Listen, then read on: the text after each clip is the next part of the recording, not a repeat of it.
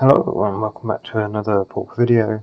We're on the same main deck configuration with Mono Black Sacrifice Storm. We've got 16 kind of chumpy greedy creatures that sacrifice and get effects. 8 ways to make treasures. These can power up Kicks and Infiltrator in particular, or allow us to play Reaping the Graves. Reaping the Graves is our big kind of grindy card advantage mechanism, allow us to get back into games that very few other spells could. In addition, have the advantage where it can't get counterspelled very easily, so even against blue decks, it's very hard for them to lock up closing a game out against you. Got 8 draw spells, and then a 2-2 split of Snuff Outs and Unexpected Fangs, which are just kind of hedges, very good in particular matchups or situationally, but we don't want to draw them too often. And then sideboard, again, it's pretty similar to the previous time. I think these 9 haven't changed, so a couple more Snuff Outs for Brood Scale or the like, 4 Mesmeric Fiends for opponents that are up to no good, and then 3 Rotten Reunions that Graveyard hate. I think I've gone up another Weather Storm and cut Unexpected Fangs, just they kind of performed a bit better against Mono Red, and then trying out Dispels as something that interacts well against Clan Shaman Toxin Analysis combo, and just bridges up some, has potential to cover up some more of our gaps. So this is the deck, and we'll jump into a league. So I have to mulligan this round 1, game 1, just to action, too many lands. We'll keep this, and then let's look who we want to put back. Looks like probably going turn 1, say Beetle, turn 2 Feeder. Which kind of, if we're that slow, we'll need to, I think we'll probably need to freeboot to a treasure. So we'll probably put back the Link Breaker. Although this is 2 tokens, this being a treasure coming out of the turn earlier seems slightly better to me.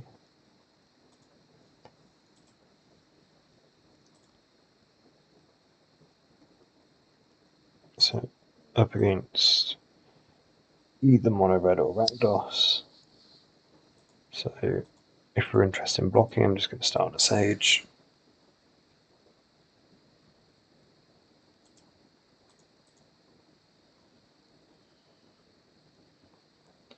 So I'll assume this is Cold Oath rather than Rakdos. We'll block if given a chance. They block their Great Furnace, so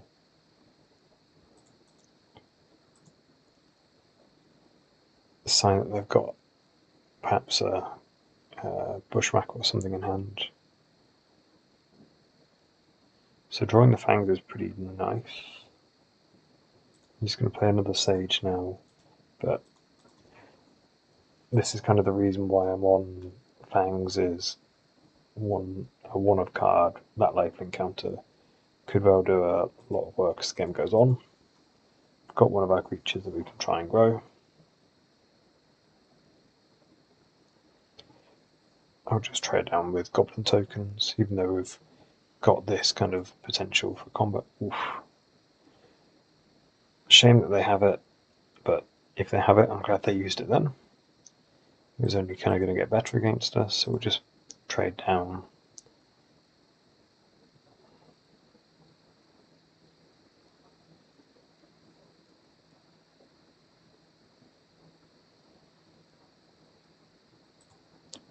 Gonna play the freebooter so I get the Scry and the treasure.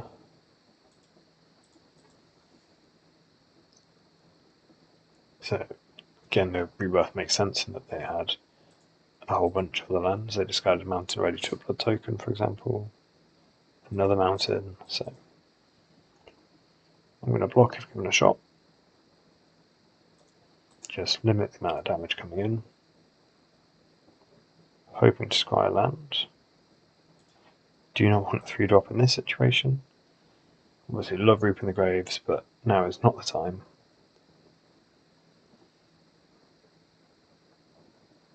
So here we can freeboot Village Rites it straight away.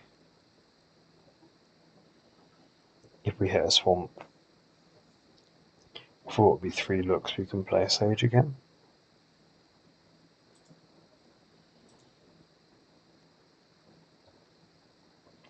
And the alternative would just be play Carrion Feeder.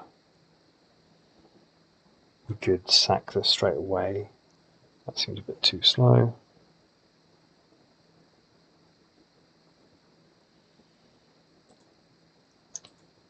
I don't think we're going to have another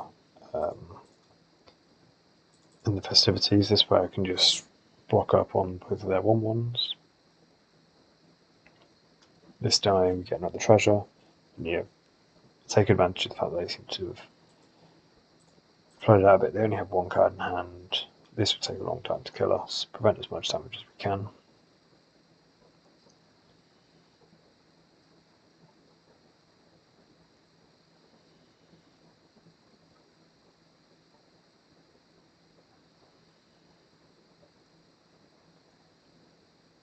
We're playing, I think it's 17 lands we're on, but obviously the advantage of having so many 1-drops in our deck, and I guess the freebooter as well, or the treasure effects as well, we can play a somewhat reasonable looking game off of absolutely minimal resources. Do we take the opportunity to double block here? No, because it's a 1/2, that helps. Just trade down.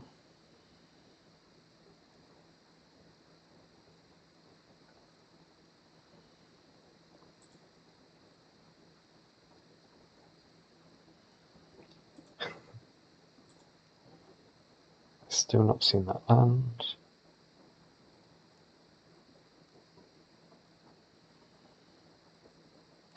Oh, this is getting rough.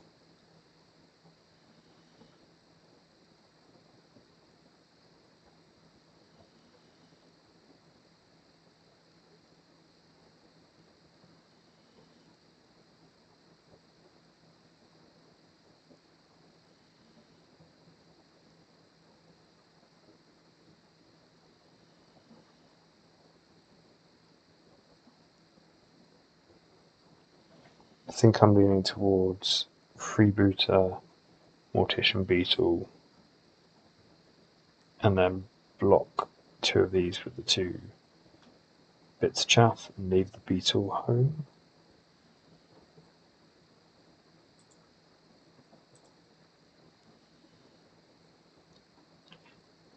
It feels like if at any point we'd have had a second land up till now, we'd have been able to pull ahead. Have a creature that's going to start growing and fangs it. So they do bot down the Beetle, which is not surprising.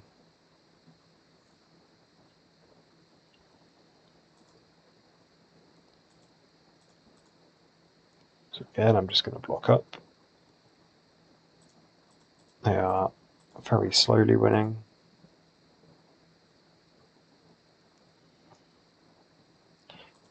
Do hit that land. Obviously not the best timing on it now that we don't effectively have a board. But we can play the feeder. If they try and interact with it, then we Village Rites it away. See a 1/1 that can't block, not screaming out to be a target removal spell.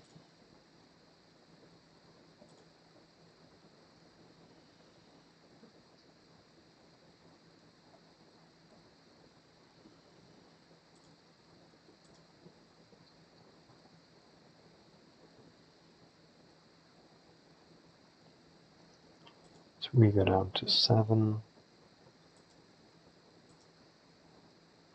I like using my 1 mana up, but I think in this spot I have to lose 1.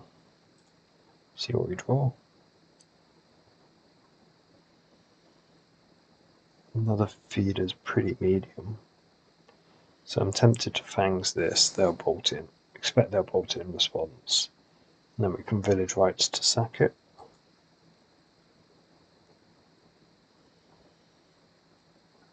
Alternative is play a feeder, Village Rites that away.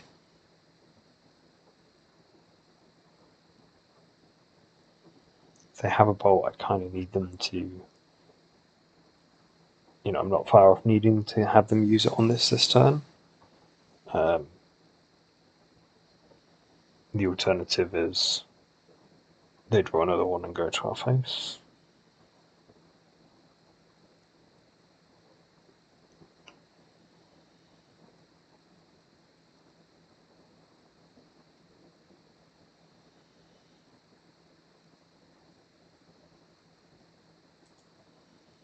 I think I'm just going to try and gain 2.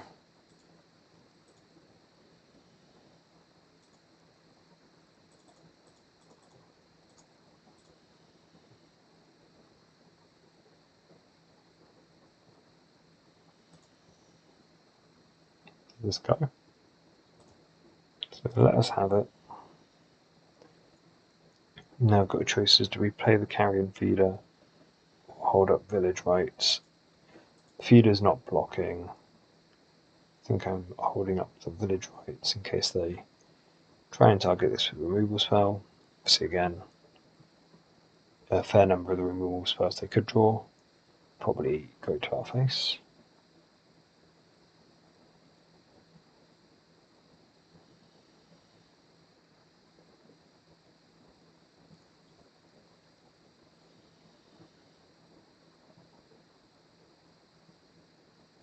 We're not a million, we're not very many creatures away from being able to grow this. The first 2 life wasn't great. If we'd have kept around, or if we'd have essentially had multiple lands in play a little quicker, so we could have done something with the Sage, for example. That affect the permanent lifelink counter would be a lot better, but that's not the world we're living in. Annoying that if we'd have played the carrion feeder for the treasure, they wouldn't have had Metalcraft. We would have, saying that, they could have sacked this to make a treasure token, then they would have had Metalcraft again. So, gonna play carrion feeder, immediately Village Rites it. That's not going to be enough to win the game. Nor is this carrion feeder.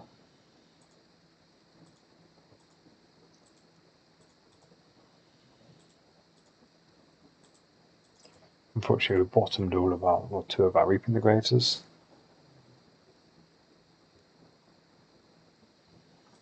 A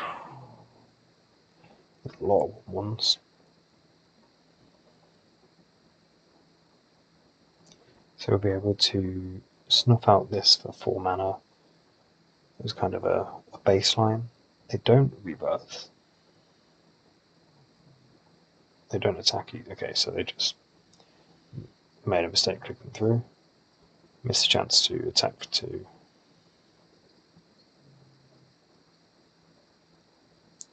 So we're on to take 5.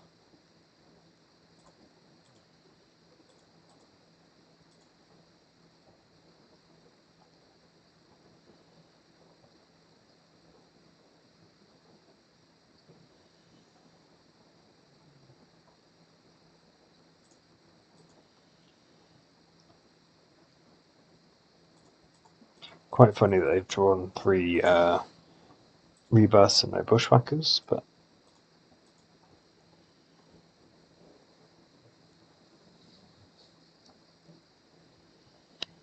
again, I think we were, in it with a lot of live draws for a lot of that game. Just unfortunate that we couldn't quite get over the line. So sideboarding, bringing in 4 Weather the Storms. We don't want snuff outs. And can I remember what the other thing I was cutting was? May have been a Reaping the Graves, it may have been some carrion feeders. I guess now that I've cut some the unexpected flanks from the sideboard. It means the carrion feeder's a bit less good. The advantage of having this effect is that you can make a infiltrator or something massive, whereas now that we're relying more on Weather the Storm, the value on that's gone down a bit. Do we want some just dispels? Don't think so.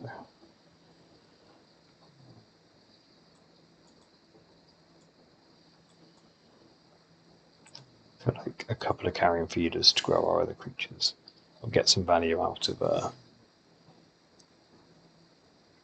them is probably better than the dispels again in this matchup. Kind of protection against in the festivities or the like.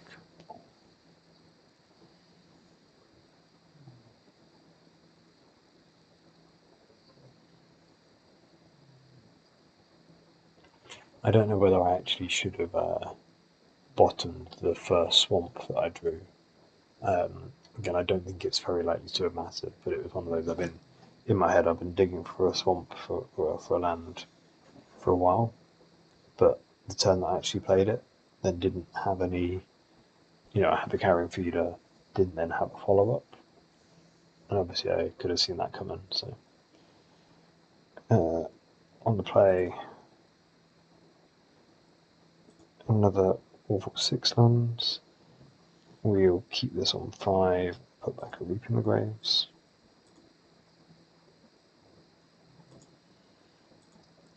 Lead on a Freebooter.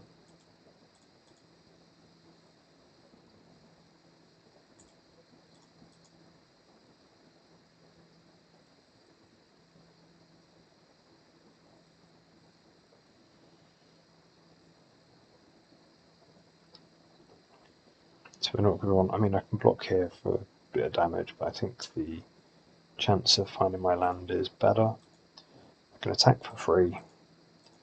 If they do decide to block, I can Village Rites it away. Might get him for 1 damage.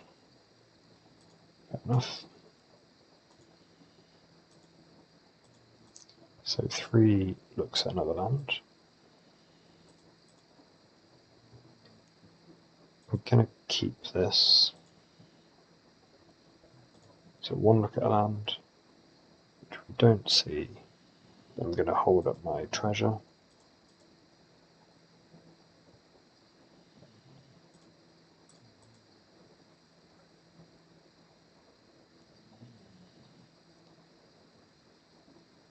Turn 2 synth.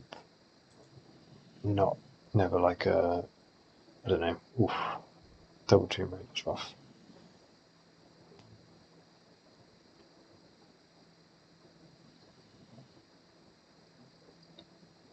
So, what do we want to do?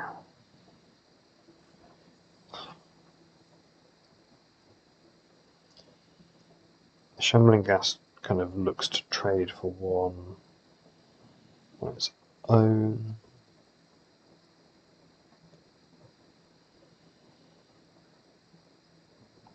I'm very tempted by the Village Rites though.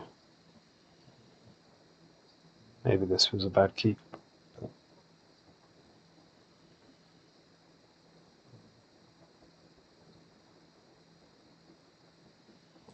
I think I'm going to play the Shambling Gas. Village Rites it away so I can make a treasure. Kind of delay that decision, draw 2, do hit a land. So now we're talking. So we're going to have 3 mana next turn, which will be Beetle, Feeder, and a Link Breaker. So I kind of just want to play a Freebooter this turn.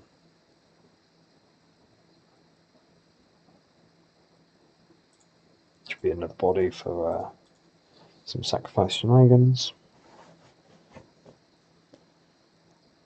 1, 2, 3, 4 mana. So that's either these 4 or these 3. Could depend on what they play.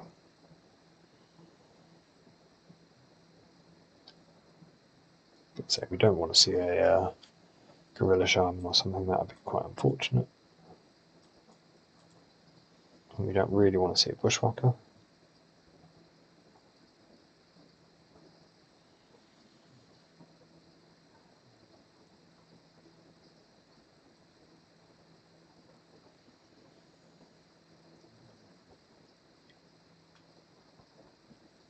So I think I'm just going to trade.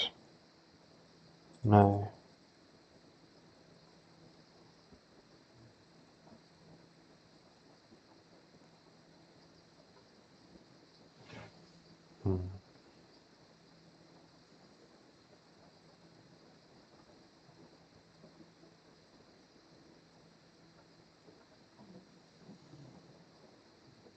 This is 5-8 next turn.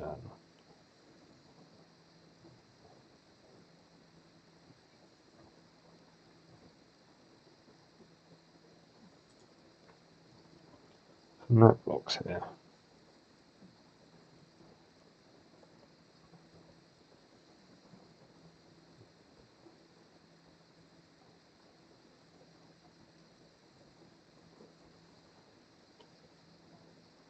Getting really,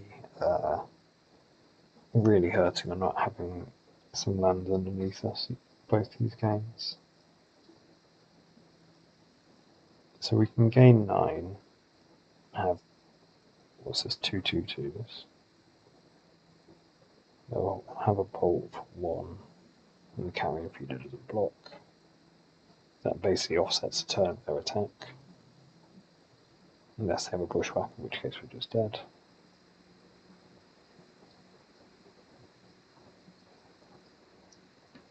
Or we can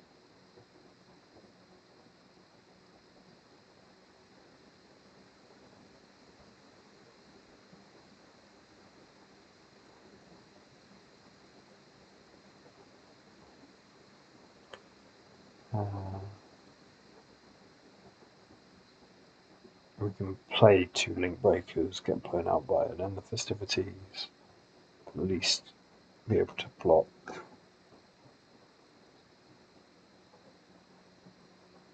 Let me say block these 3, take 5, be dead to 2 bolts.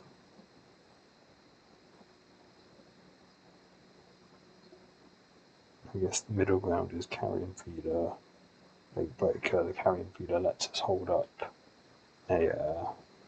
essentially hold up a treasure.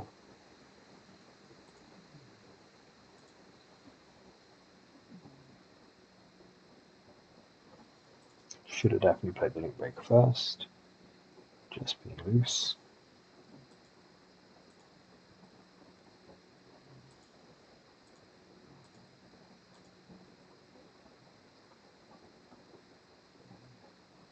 So I think we're on to essentially block these 2 and sack them both to the feeder. We'd go down to 7, which, essentially entice them into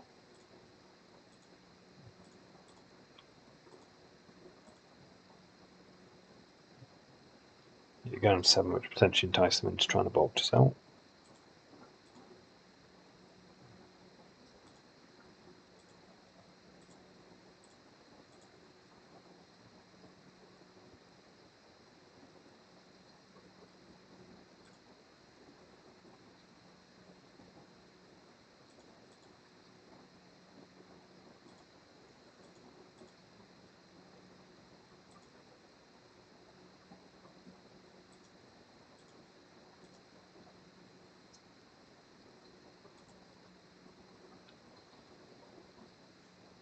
We're going to bottom this.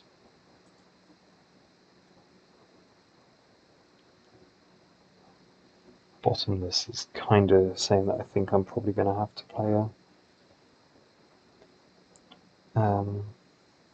a weather this turn, otherwise it's essentially free gain 3 life. I'm going to top it.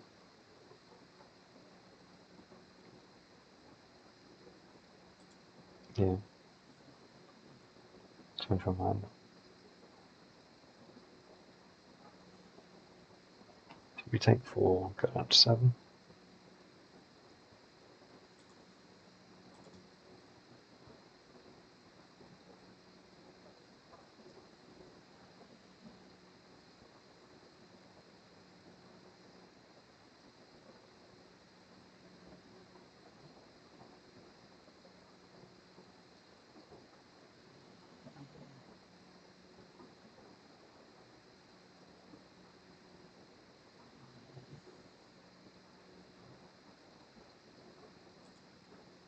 down to 4.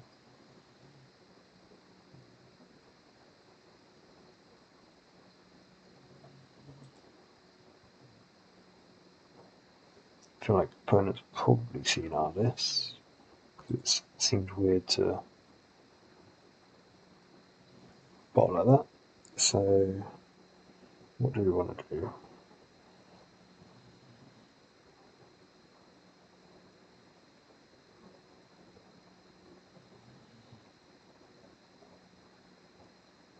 So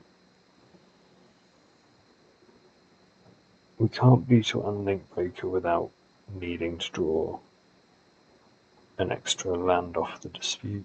We can only kind of guarantee play 1.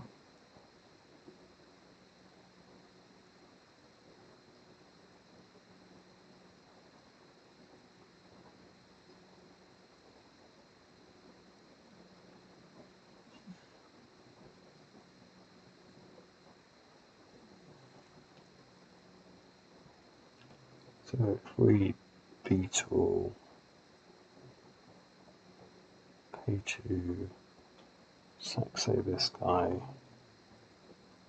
Beetle the 2/2, we gain 9, which is probably too little.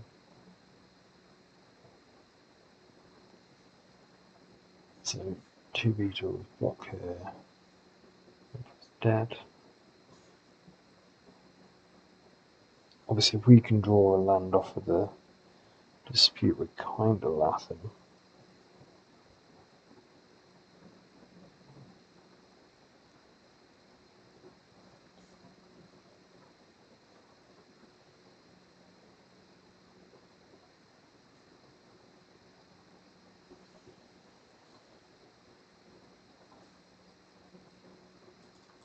I think we go Beetle, black 1, sack this.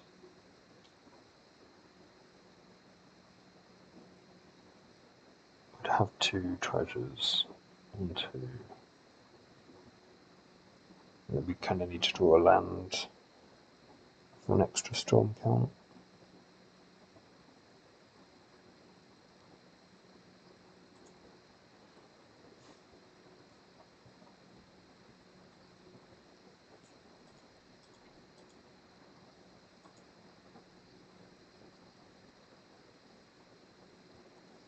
Yes, if we're doing this, we can afford to attack for 4 first. So the carrying feeder can't block. Trying to sacrifice this guy anyway. Do we sacrifice? Oh, do we can't sacrifice the carrying feeder? Which is not intuitive, because it's a bit larger than everything else. It does give us an extra blocker back. The cost to be able to grow the Mortician Beetle.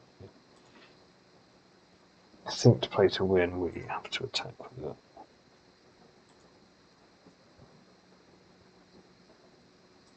So, if opponents paying attention, they have 2 burn spells. This is their spot where we don't have mana for Reaping the Graves. It's for our Weather the Storm.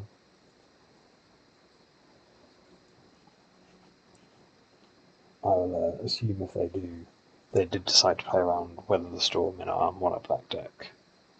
Yeah, okay. They may have definitely had a look at our list. Otherwise, it's not something you would intuitively think about. But back for round 2. We'll keep this. So yeah, I think we got a few situations. We had quite a few turns with live draws. We just never quite got the velocity of having the second land in play. We kind of survived, I think, especially game 1, we were closer to being able to turn around.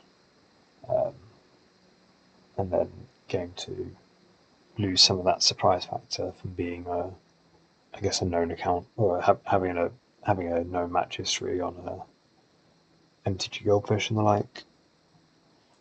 Play a Shaman Ghast. So we've got 1 copy of each of our 2-offs. Let's hope that they're good. Again, my kind of rationale for this is if we happen to be playing a deck where this effect is good, it's very good game one.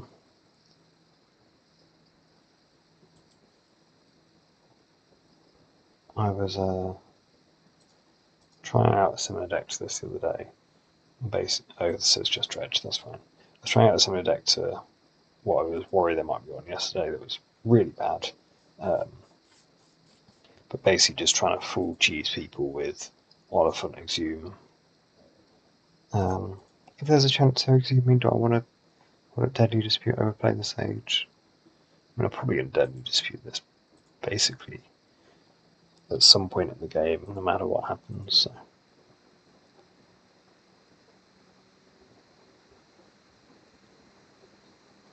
I guess they got a tap land, so it's unlikely that this is Exhumed this turn, but it's a low cost for us. Even to the end step. Draw 2. Make a treasure.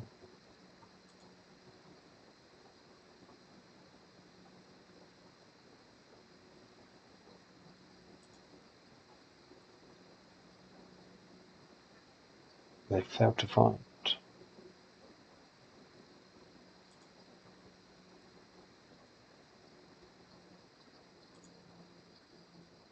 No, not know what.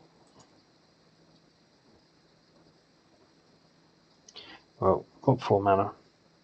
Got 4 cards.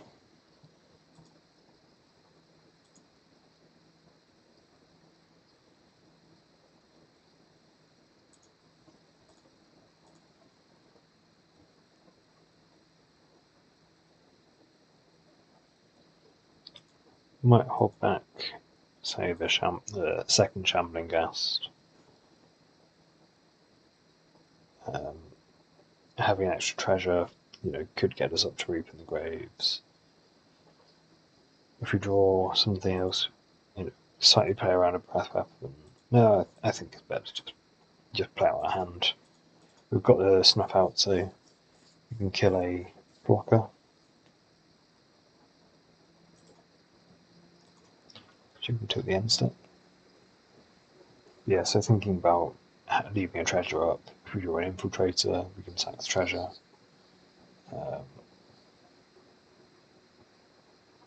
So it's a slightly different Dredge version, looks like.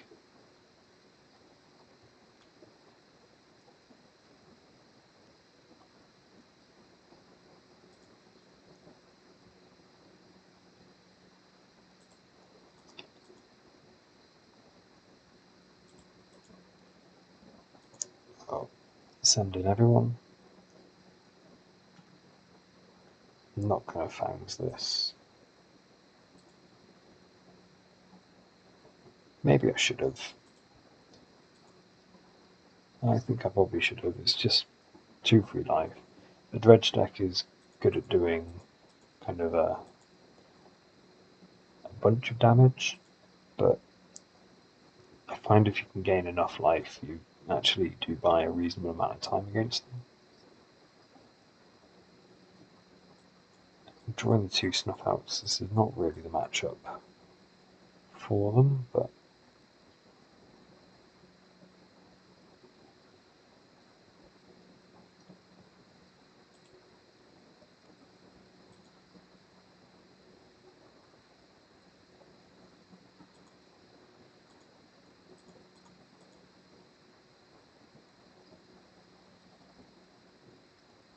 it's a Dread Return.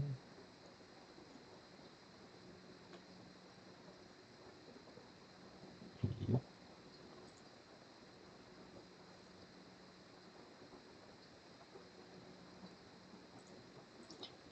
So, assuming they put this on here, I am going to fangs this in end of turn. So we take 3, then 6, going up to 10, back up to 13. You can leave back blockers.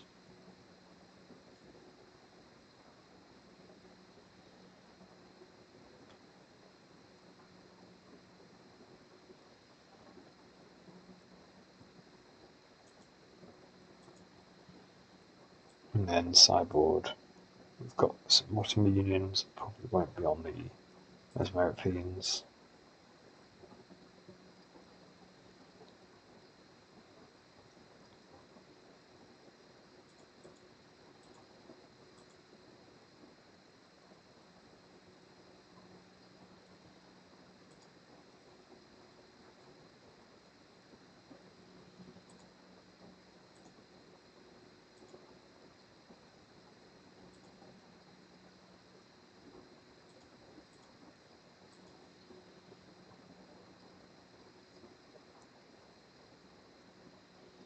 I think I like this attack.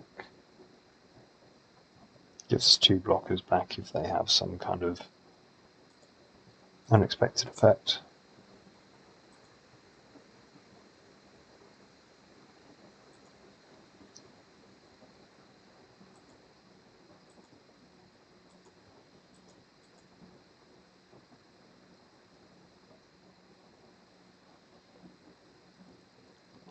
You can snuff out down an Oliphant or the like.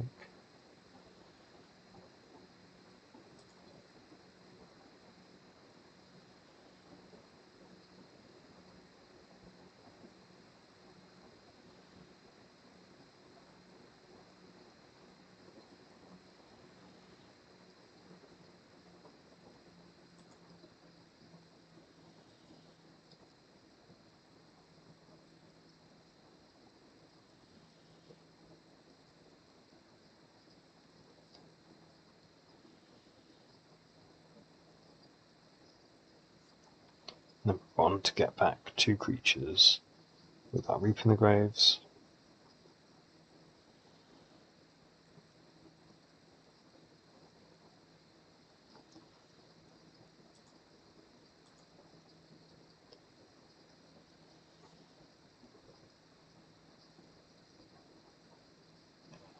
We got them, they don't attack.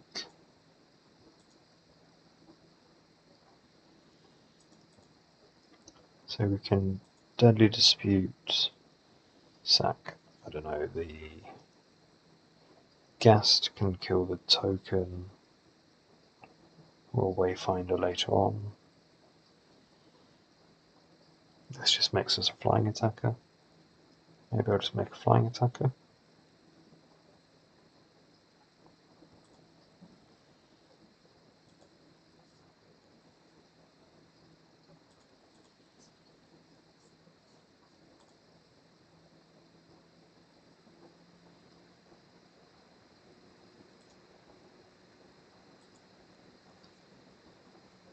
Can a village write this for a treasure? I guess if we're making a treasure we can kill this. The advantage of the treasure would be that we can... We've tapped him out, haven't we? Yeah. The advantage of the treasure would be that we'd have the Storm Camp for Reaping the Graves.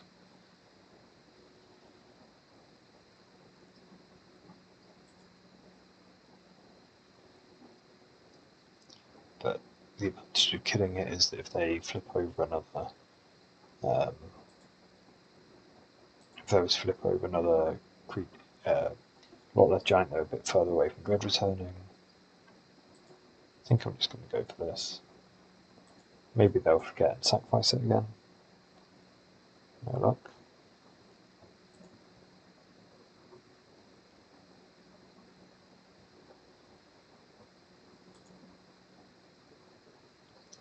Do we want to play our Infestation Sage? Do we want to hold it now for a Storm count? I think I'm going to hold this one.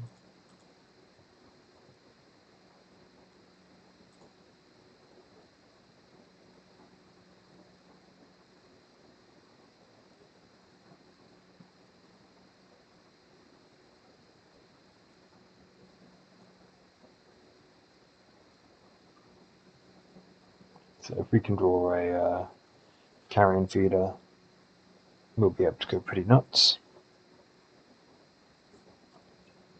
It'll be 1, 2, 3 for the Reaping. The Reaping for 3. Quite a lot of creatures to sacrifice. So they're just getting some damage here. And they can dread return.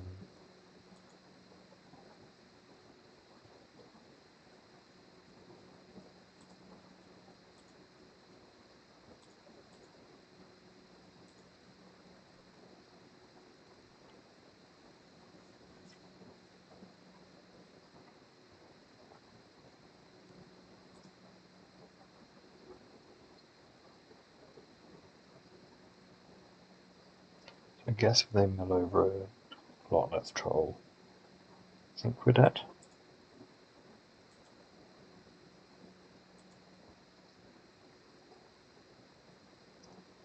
And they brick.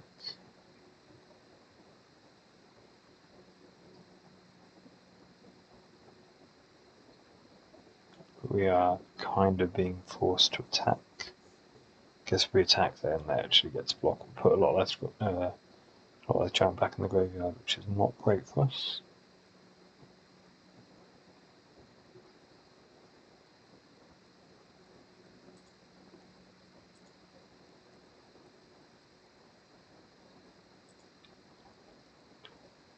So what do we want to do here? If we so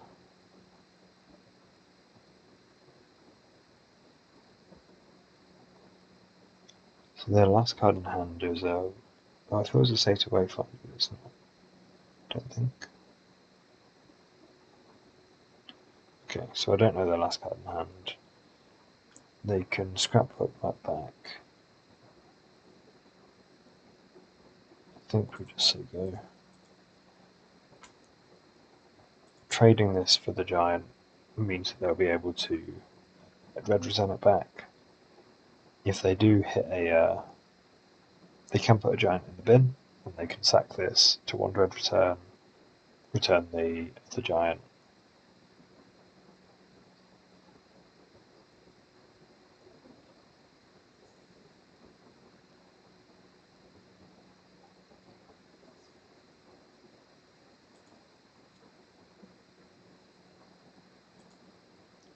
So we're hoping they don't have a giant.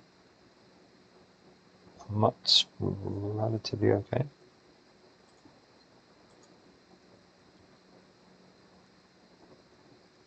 And we've got another turn of trying to draw a carrion feeder.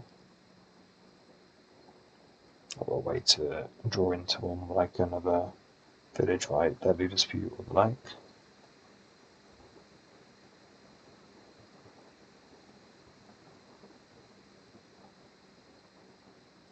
Could snuff out down like a Blanchwood Prowl. I don't think it will hurt.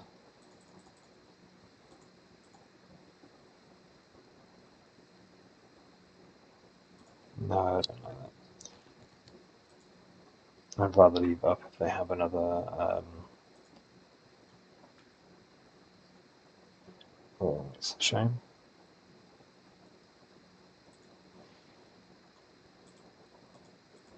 Again, I think we are trying to draw our out before they draw theirs.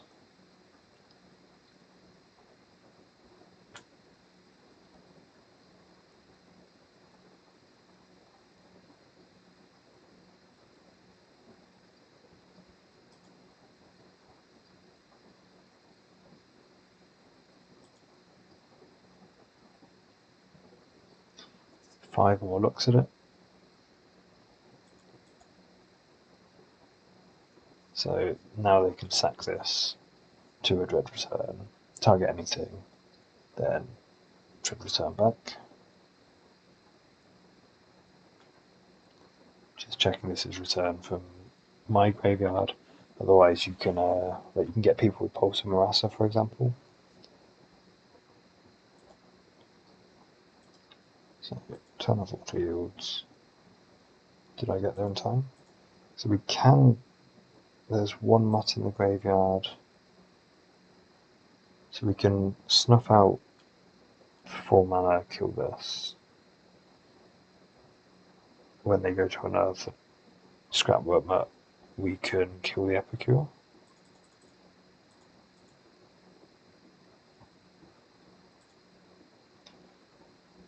think there might be a chance for still in it. They'd have to have another creature in hand.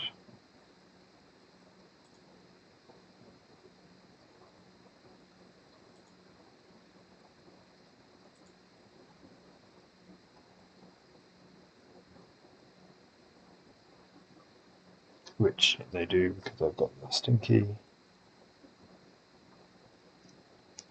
So, I mean, I can show them that we have it,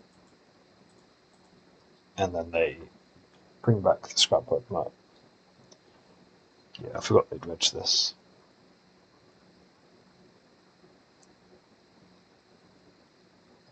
Oh, I thought they'd missed it for a second then, when they went to their second main.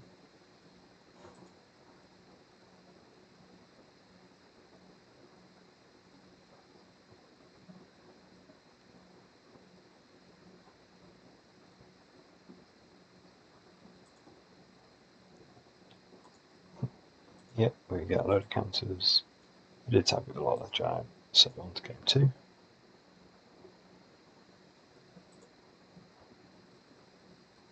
So we want bottom unions. Don't think we want Remote Fiend. We didn't see Exhume in game 1. Snuff outs are pretty bad.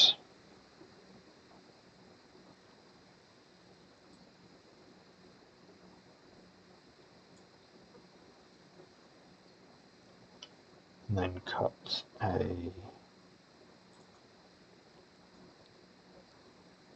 Link Breaker. I've been cutting a lot. It's just the worst of the chaff effects. Give this a go.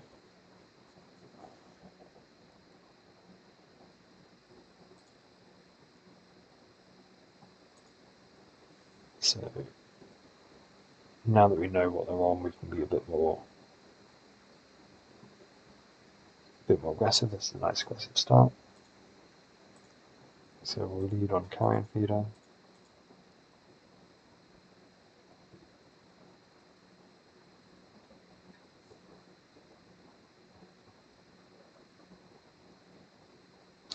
Probably should have led on the Beetle, turn 2, Infiltrator, turn 3, Link Breaker, sack it.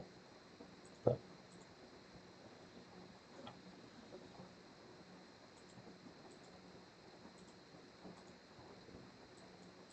so yeah, we've not any snuff outs here if they do go for an Exhume Cheese, but we would be able to have a kind of chaff creature sacrifice.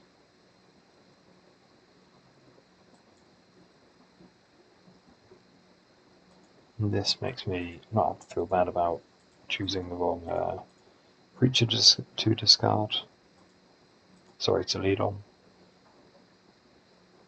Now our next turn is pretty good.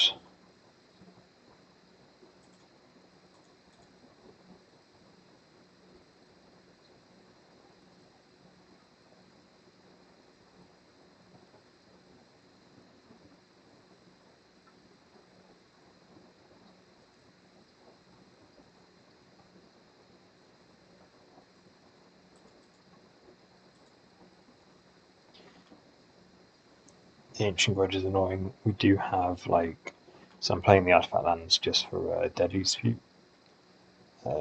Give me a few more targets I can sacrifice for that. So, Beetle, Link Breaker, go to combat.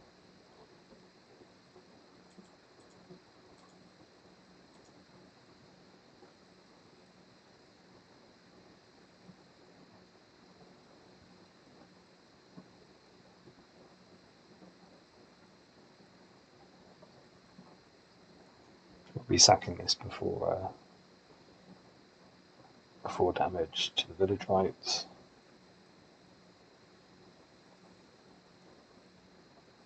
They do just block to soak up some damage.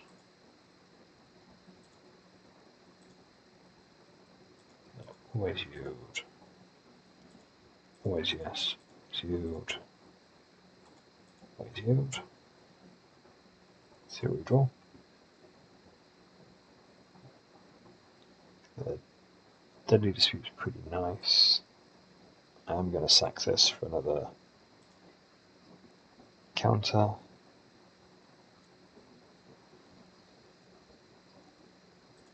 That's another thing to auto yield to.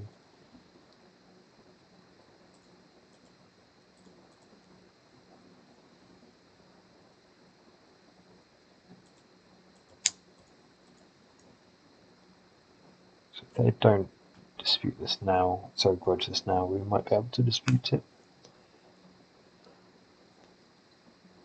Obviously, being able to play both of these on our next turn would be pretty great. This is quite nice. We can Shambling Gas to stop this dealing combat damage.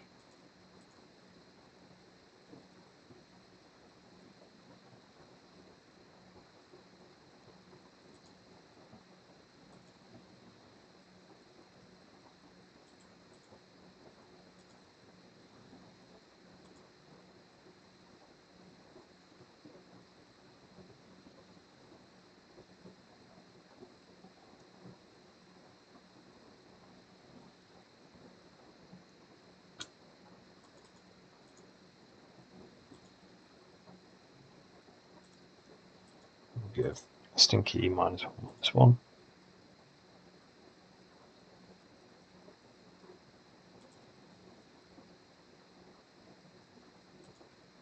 Draw 2.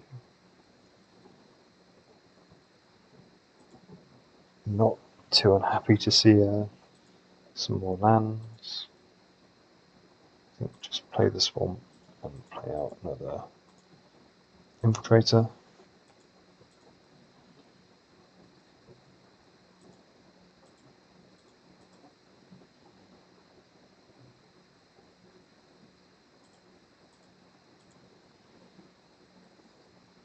So they do dredge the Stinky.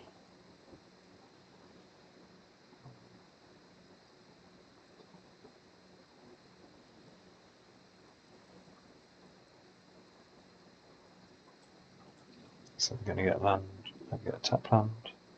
So not playing Stinkweed Imp, just to remember that. So we should kill them, so we can get back our Shambling Ghast. 3 mana reanimate, sorry, 3 mana return, just a Shambling Ghast is on the low end of this. My results with this, my kind of effects I've had with this card, but obviously in this situation it is enough.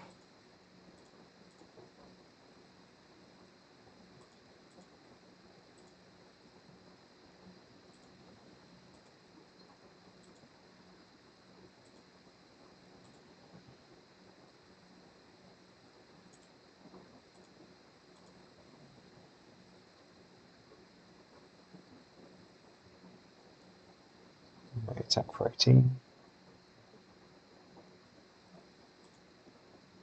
So we didn't have to show them any graveyard hate, which is quite nice. Got 3 Rotten Minions. Can go after their Lotleth Giants. Didn't see anything make me want the Snuff Outs. Don't think we want to be on 2 spells if I grudge. Oh, yawning. Let's get back into it and see whether we can get a hand, a bit more of a repeat of game 2 rather than match 1 or game 1.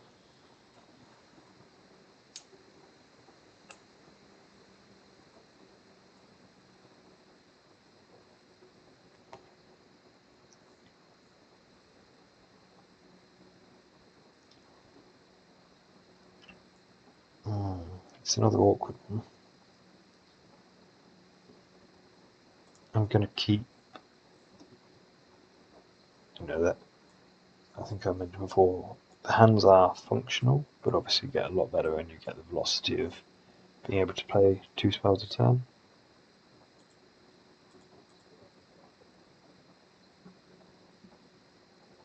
This time we do get there, so I'm going to lead on Mortician Beetle, because this is going to go the biggest very quickly.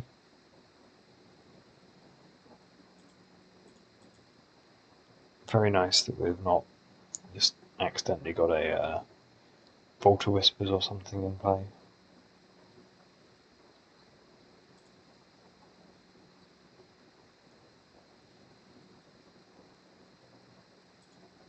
Drawing 3 lands is fantastic.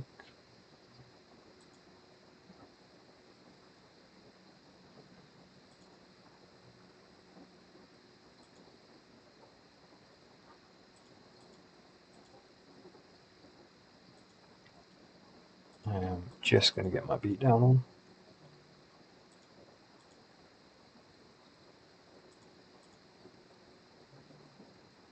I might leave the insect token now and give up a point damage.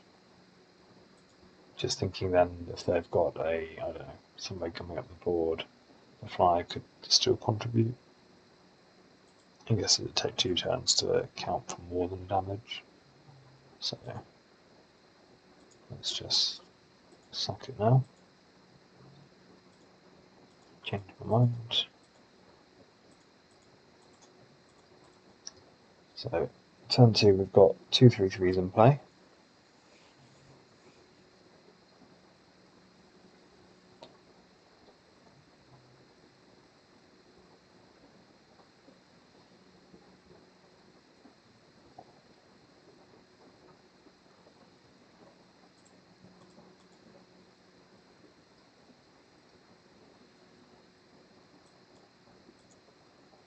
I'm going to have a 6/6 now. So I'm going to, well, be surprised if I don't play Linkbreaker Fangs it. Linkbreaker Fangs here. They've not got a distinct freedom, but we can see it is annoying that they can prevent the life gain.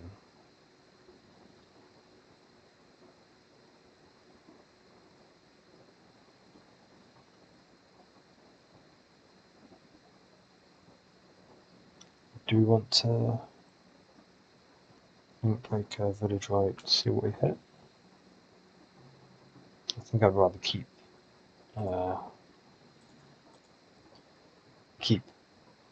one of the token around from this, and then a 1 mana spell in hand in case we draw Reaping the Graves.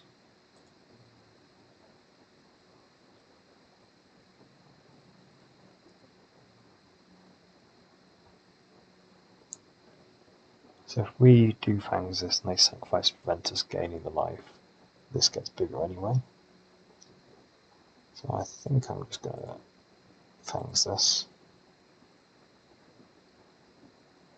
And I do want to sacrifice this for the counter on the Carrion Feeder.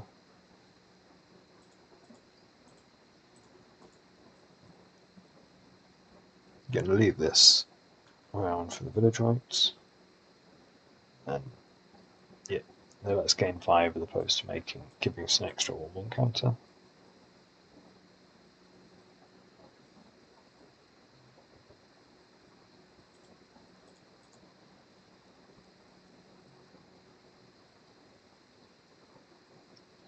So do have a Distinct Freedom this time.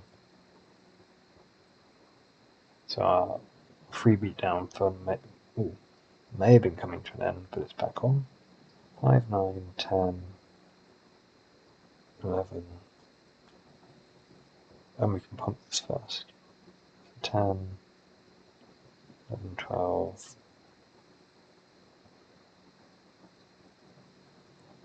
Sorry, I'm being an idiot, aren't I? So pump this. I was only counting these creatures once, and actually we get to get 2 counters per. So we get there. Much better showings games 2 and 3 than game 1 or round 1. Back for round 3, and we've got another 1-lander. 1-land Village Rites with a freebooter I'm going to keep, and cross my fingers that we get there. play the freeboots first, either a treasure or a scry. Sorry, either the treasure or the scry to help us find a second land. See my opponent on JundWildfire or I guess Jund Chrysalis. That being 2 swamps looks like JundWildfire. So we're going to attack for 1 and then write, and with the scry hope that we find a land.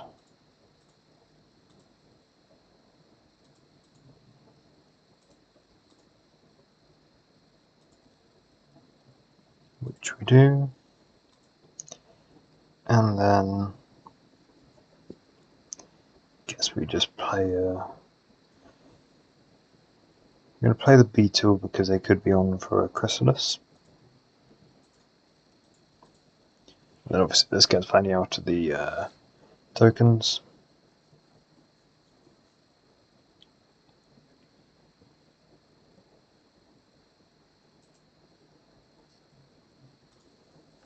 Holding up the treasure for the village rights.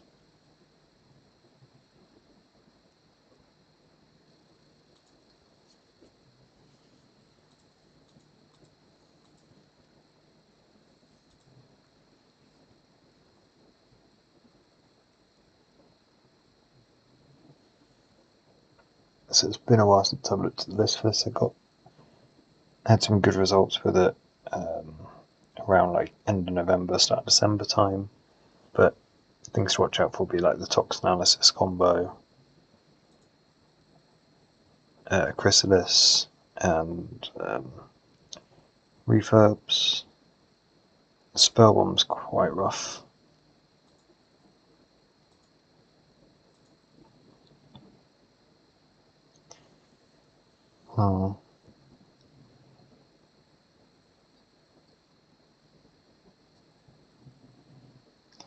So you can go Carrion Feeder into Double Link Breaker or Link Breaker and Mortician Beetle. You can have all our creatures have a pair of 3/3s, 1/5/5.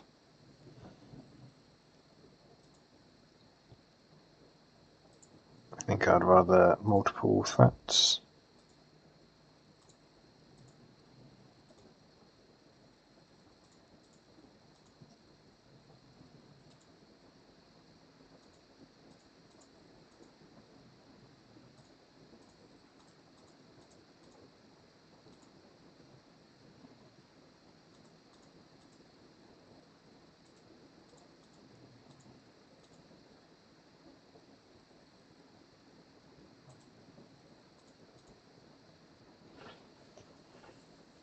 And let's see what they do.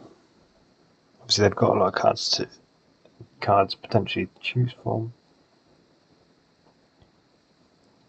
Loving if they're either loving this or they have the crack tox combo. Now it looks like they're digging for something, and I've got to imagine if they are digging, the link breakers in hand should be enough to go wide over this board. So do get some blockers. I'm going to discard the Reaping because they're holding up the spell bomb.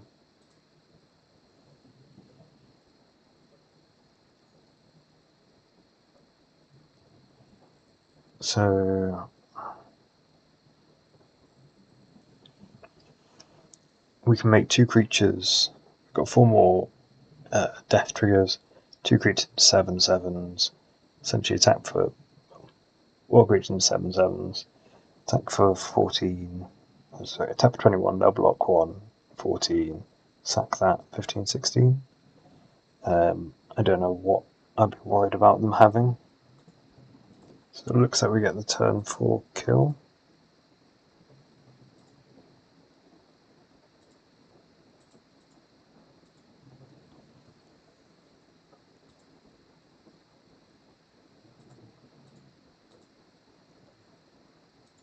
But they've done the maths there as well, choosing not to block.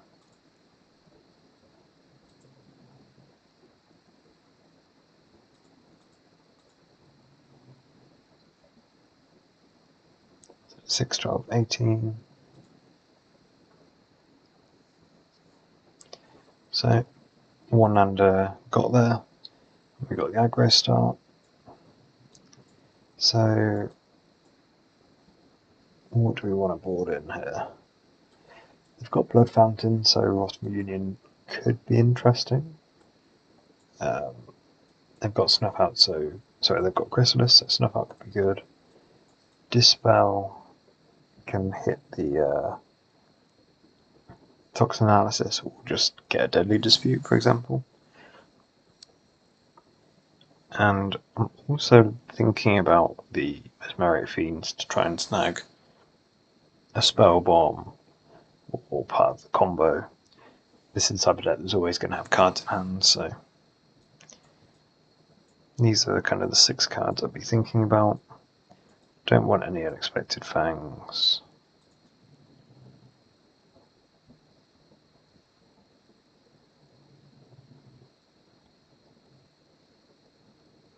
I think 2 Snuff Outs is probably enough.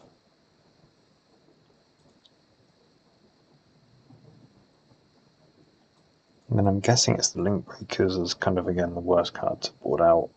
I'll keep the Shambling Gas because of, again, their interaction against Clarkland Shaman and Greedy Freebooter. I tend to prefer the Treasure over the extra counter here. And obviously in that last game, having a load of extra creatures sacrifice with the Mortician Beetle paid off, but in general I like the flexibility from the treasures.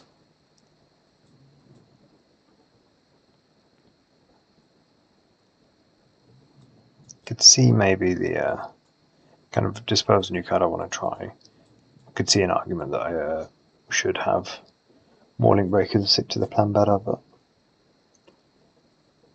and then likewise Rotom Union could be good.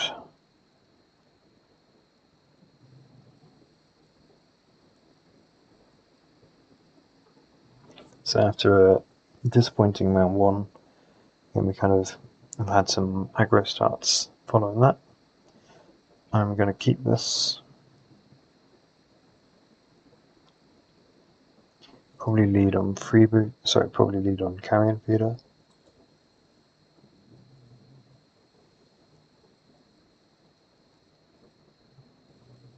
I'm happy to get one killed quite cheaply.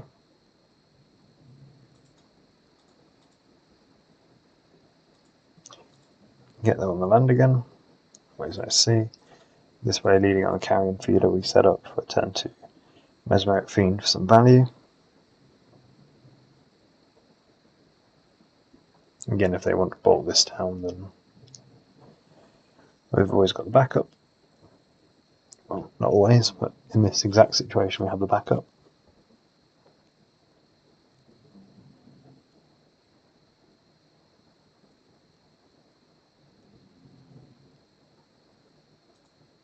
Okay.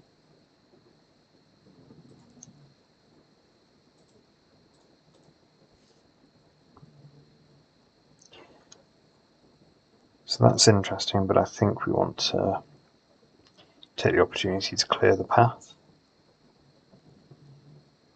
The alternative would be, say, Freeboot into Infestation Sage. I guess we Freeboot Ghast. We could again risk. We could have the option for a very quick clock. We make 2 treasures into a. So next turn we'd have play Infiltrator into 2 treasures from sack 2 treasures from Mesmeric Fiendom.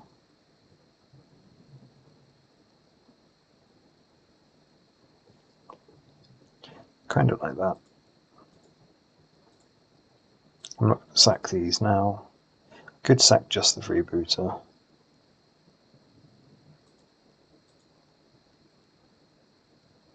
It's an extra point of damage. Actually, if I'd have waited, I was going to say, I like land. I could have waited and got the extra counter on the Infiltrator as well, but potentially not needed. And then again, leaving this up so that we've got something for Tox Analysis.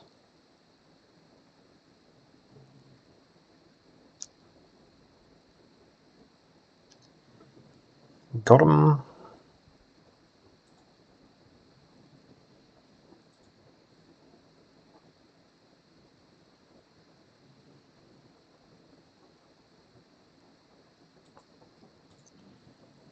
So feeling pretty good about how this game might go.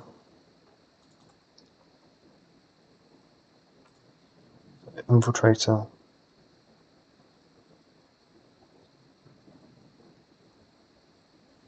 Fetch and response.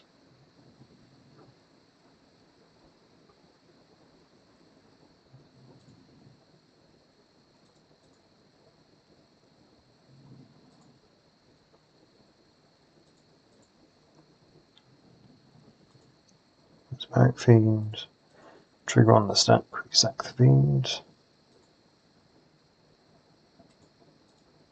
I'm always nervous about auto-yielding these and risking not getting to do what we need.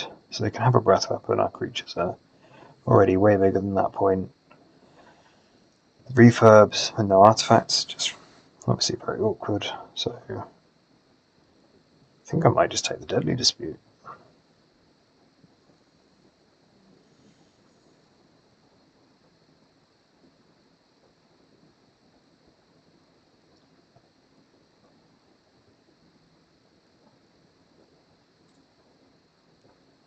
And then we've also got the option now of sacking this for 5/6. So sacking this, which is 4 power, 6 power, and then we'd get another 4 counters on this. So attack for 6 down to 12. I guess if we're doing that, we should probably just wait, and if they draw a artifact land, we can stop them from refurbing. Does that work?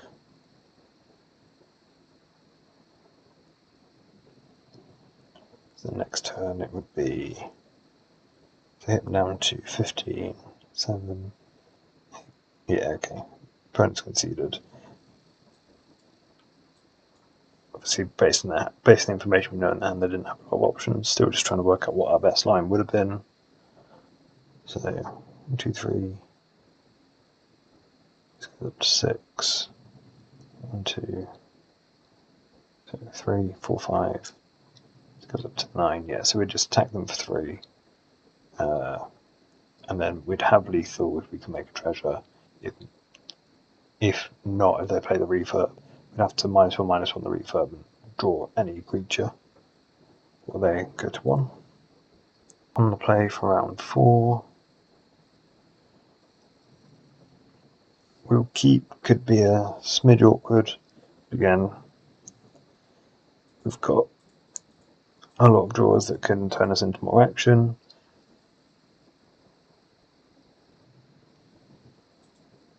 So I assume this is Affinity, which, as I said, not a matchup I love.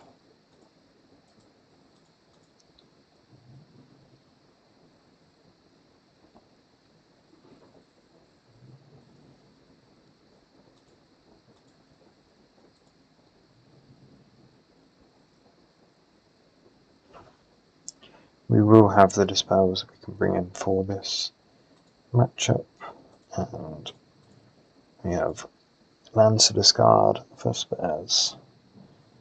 Kind of awkward, we don't really get to attack here, and I don't really want to throw this into a refurb when it's potentially, well, we've got the snuff out as well, but potentially bait for extra protection against Clark Shaman. So I think we're just stuck playing a Sage and passing. Again, I think probably unlikely they would have blocked, but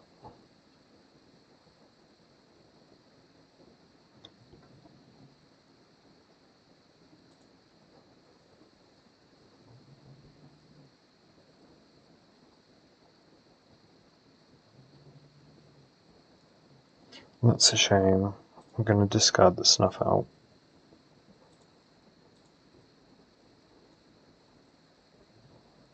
I really want to draw a Deadly Dispute.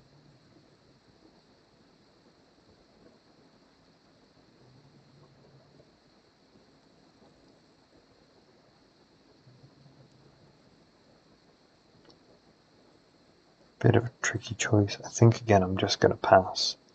You know, we have quite a lot of good draws.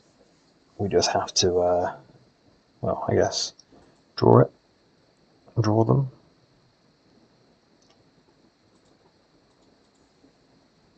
If I play this now and they crack Shaman for 1, pick up our board, you know, that's kind of pretty close to irrecoverable.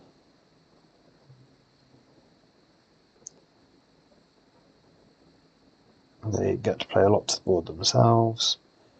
Again, having a Blood Fountain can disincentivize us from having traded here.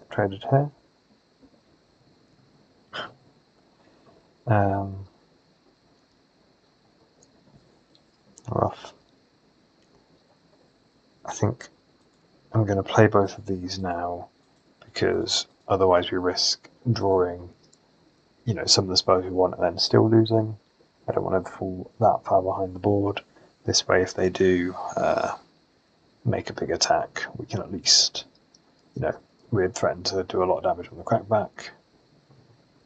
They kill our Infiltrator.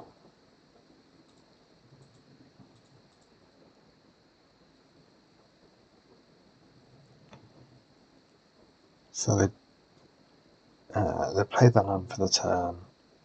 They don't have 4 mana up for the Blood Fountain yet. I'm tempted to block here, kill one of these, just to soak up a lot of damage, try and give ourselves an extra turn.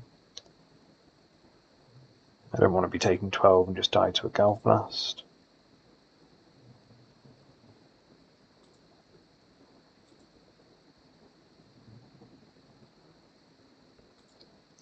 We could make the treasure in case we draw.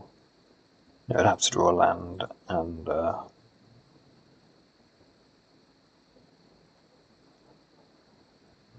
Reaping the Grave, say.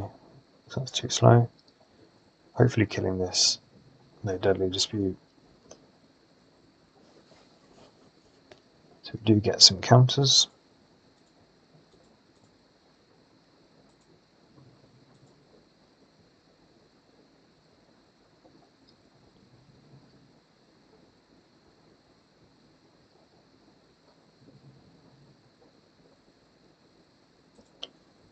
Skip that up. Obviously, we've had a run of games where we, you know, it did all come together quite nicely. So in this matchup, compared to the Jund, I think I'm more on Rotten Unions, less on Fiends. I don't know if that makes sense. Maybe that just doesn't make sense. Maybe I should be back on the Fiends.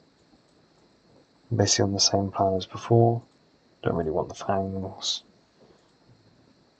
Cut the Link Breakers is the worst option.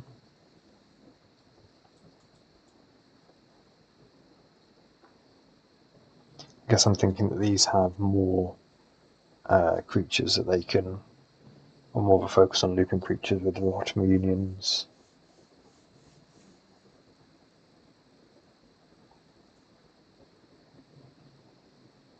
I'll give this a go. Again, Snuff Out's kind of got limited targets, but this is a good aggressive start.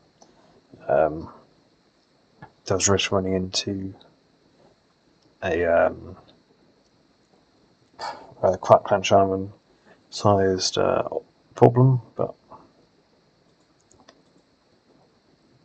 people are going to think I'm obsessed with that card. I'm going to lead on the Carrion Feeder.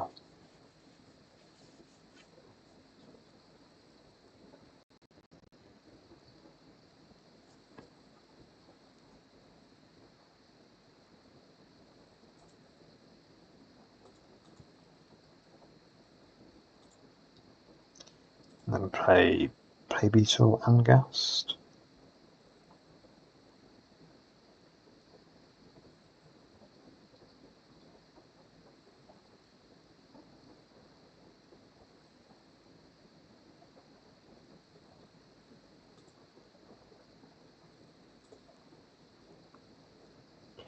If we play the Sage, we get both these up to 3/3s. I don't think that's going to be important.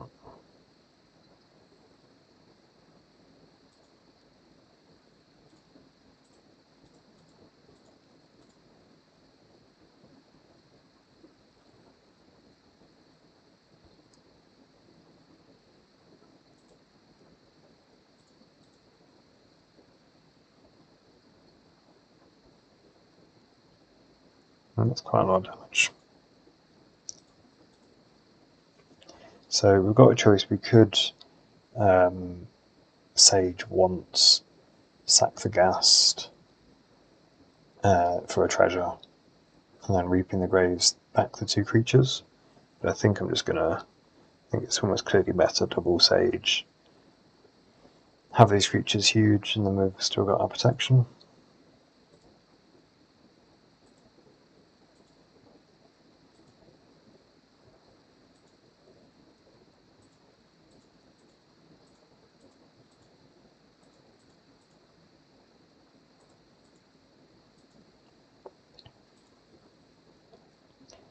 I guess there's a choice as to whether we could leave behind the, or leave ourselves the insect tokens. But I think almost in for a penny, in for a pound.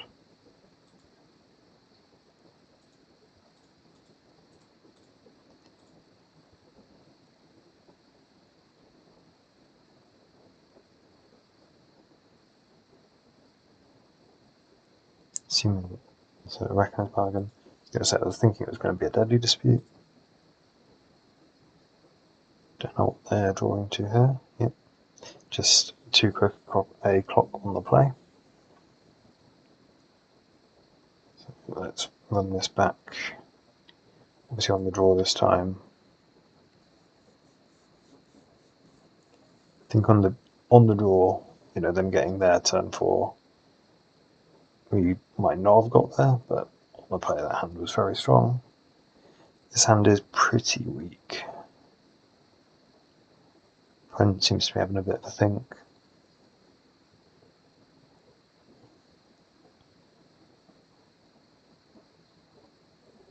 I'm leaning towards keeping it just off the power of disputing into some more cards.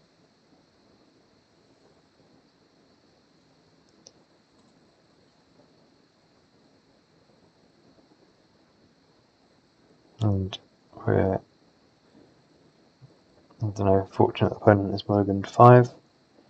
And not even, maybe it just took a while to resolve the mulligan, but I was going to say they didn't let me snap keep either.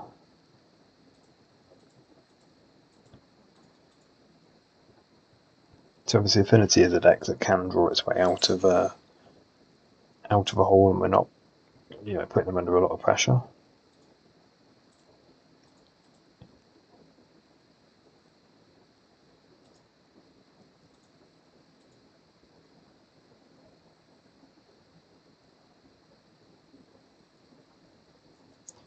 So we can in their end step Deadly Dispute.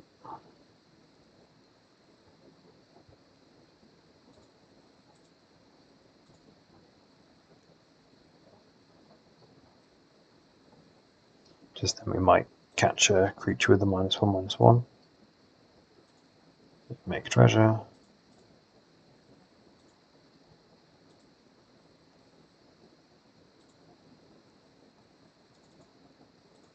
Let's just play the Infiltrator, play the Swamp.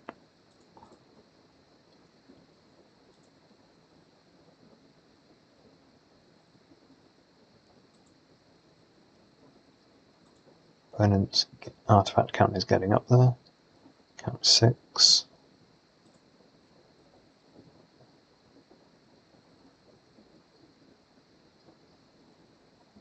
Count for 7.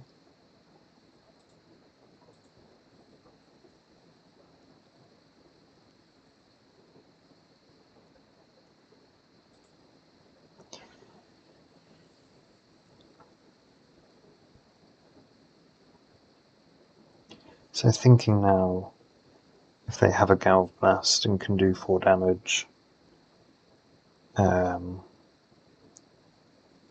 we could basically save a mana to Deadly Dispute a treasure token. I think I'd rather just do that in my turn. There's a chance that having the extra storm count matters.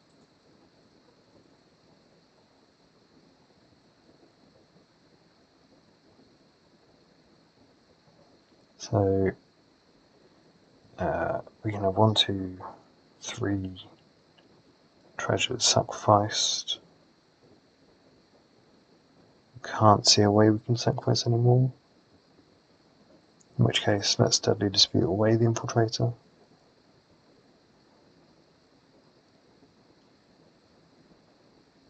Guess if we hit another Deadly Dispute we could have got them, but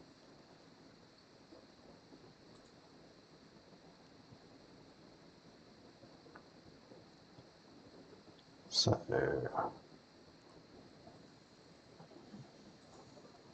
2 creatures in here currently. Let's play an Infestation Sage.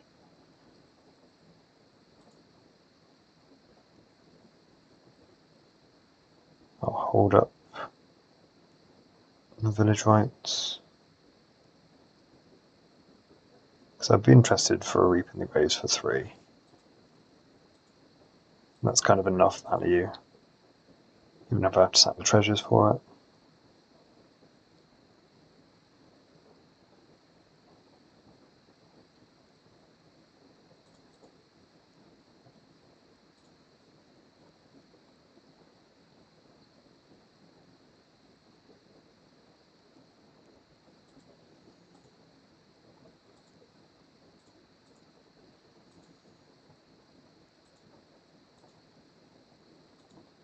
So we're kind of looking to be on the grindy side of the plan in this game, and that's a pretty nice draw. So we can go Carrion Feeder into Mortician Beetle, Reaping the Graves back these 3.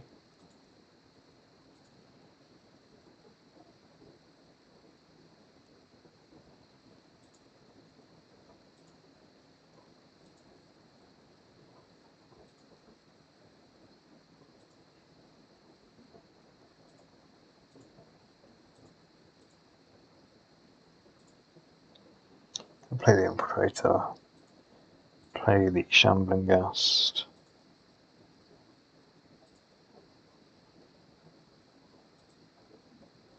sack for 1.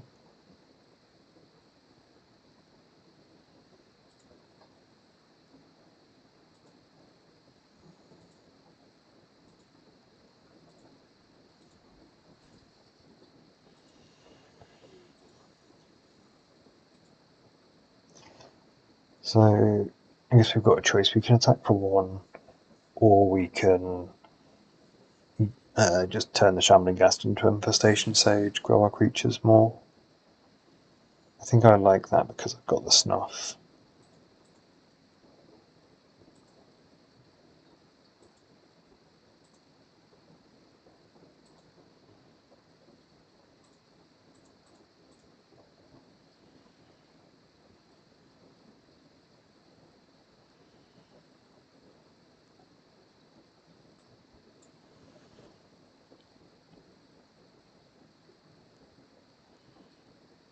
Maybe they've got a Bolt, or a Blast, sorry.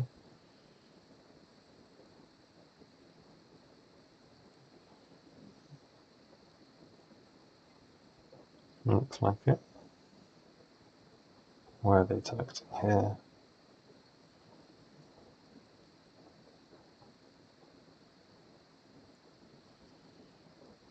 So I could, for example, chuck the Mortician Beetle into this.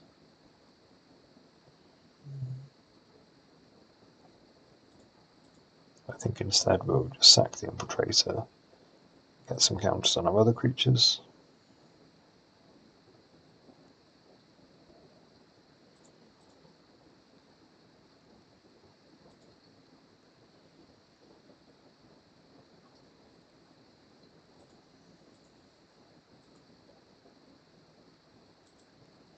So this will allow us to put our creatures up to the magical firepower and toughness to beat up a Mirror Enforcer.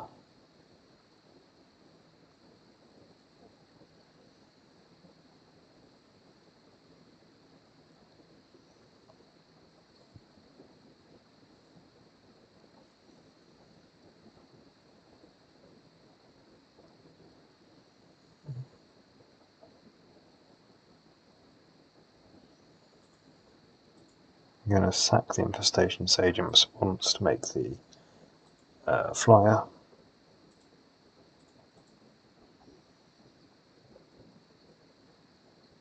Could see that we've been... oh no, and that was a big mistake. I auto-yielded. I should have sacrificed the Cannon Feeder to itself. I've missed this point of power and toughness. I have the Clan Shaman. We can snuff out if they go for the Tox. Otherwise, we're just getting in for good damage. You know, they technically could sacrifice 4 artifacts to take this out.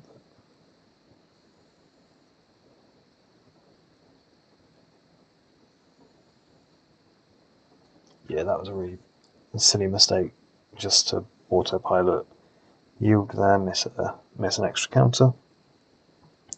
And then otherwise, I think we were kind of a bit... I don't know quite where it went wrong, but I felt like I went from being in quite a good position with the reaping, putting everything into the board, and then sacrificing me like, it wasn't actually that good. It just got picked apart by 2 removal spells, and I'm not up by as much as it felt like I should be.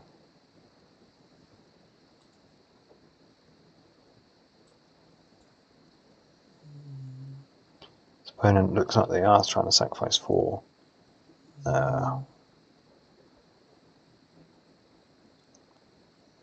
permanents. Again, ideally we should have been making them sacrifice another one to get this dead, but get over it. So we're going to have to rely on the opponent to do the storm count for us.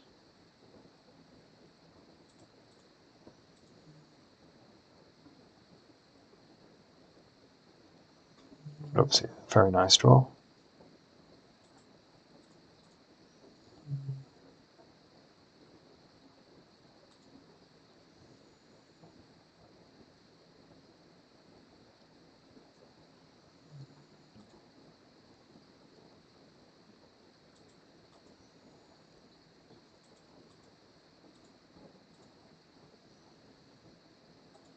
I think 6 is about the point where we want to... 6 lands in play is about the point we want to hold back these other lands for refurbs.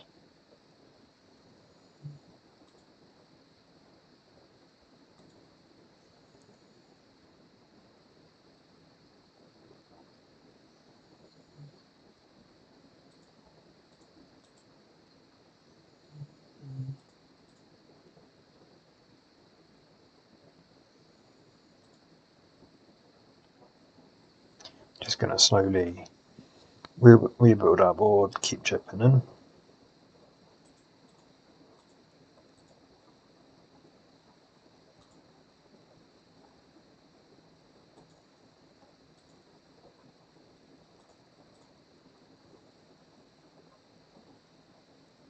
If they decide to bolt in response, storm count's already up to 3 for the reap. Sorry, storm count's up to 2, so we're getting 3 creatures back. The reaping.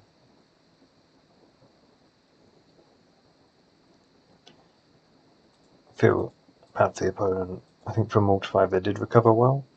And now they are... Again, it feels like getting a little bit unlucky. 20 cards they've drawn.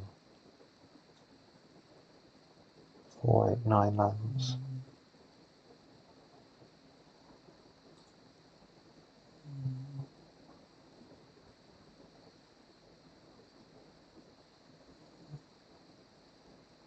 Going to attack before playing the Fiend. They have just allowed taking 1 damage up to now. I think if we play the Fiend, they're probably going to react. Maybe that's wrong. Because I guess if they react, we probably get to put counters on the Mortician Beetle.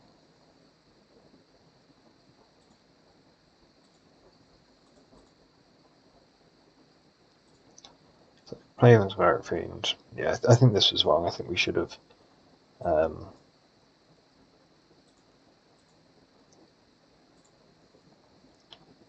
Mesmeric Fiend before combat is just 3 additional damage. If we knew the way was clear, we could Reap in the Graves.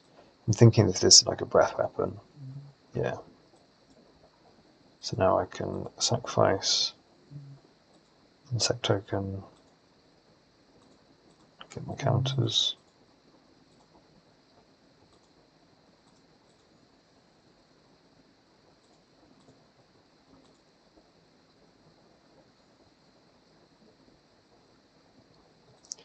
Everything takes 2.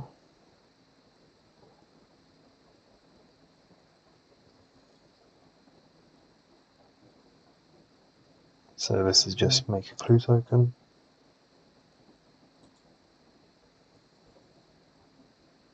Oh, and they've got a land in hand for the Mesmeric Fiend target.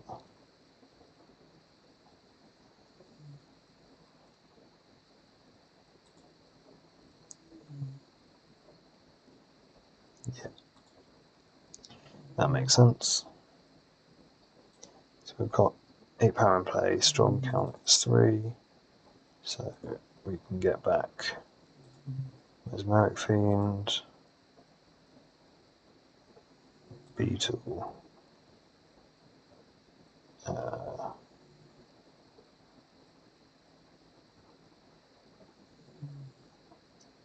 Shamblingast, Infestation Sage, and I might play the Sage out this turn.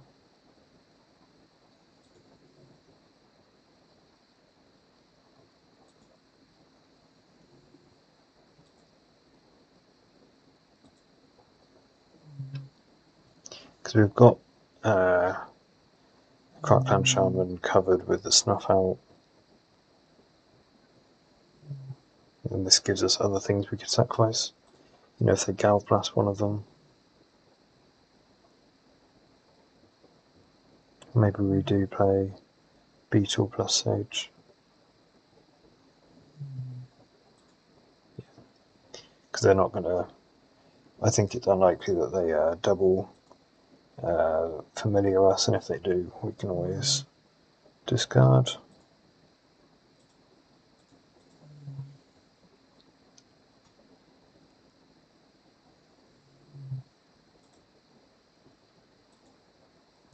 Turn off 4 yields just so we don't get got.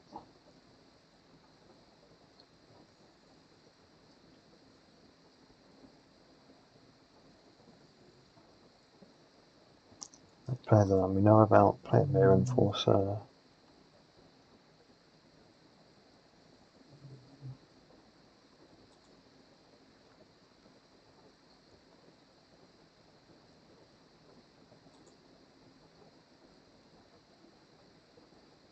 Spell Bomb's too late. And we get there. So on the play in round 5. Yeah, I think we're quite fortunate to get out of that Affinity matchup with the win, but later opponent have play their hands it out, we can't change that. So we'll keep this, and I think lead on a carrion feeder because we don't mind if that gets killed. Kind of opponent's mulliganing heavily again. I'm kind of keeping on the power of, we can probably get ourselves up to a Deadly Dispute.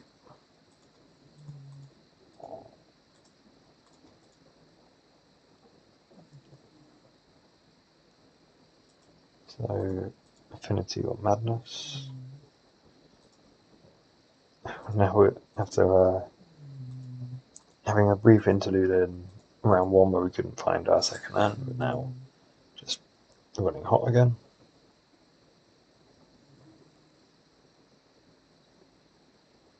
So we're going to be doing a lot of Deadly Disputing rather than sacking to Carrion Feeder, but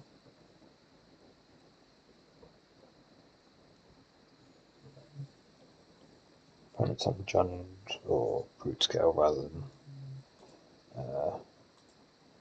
than Madness, so the Fangs is going to be a bit worse than might have been otherwise.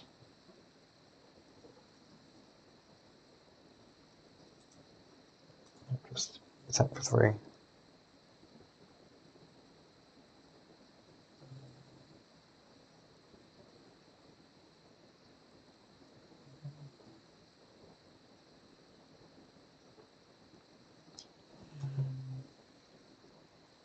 at least for now, I'm quite tempted to dispute this into a treasure. See, we can use the treasure for the second dispute target, or sacrifice, second dispute sacrifice.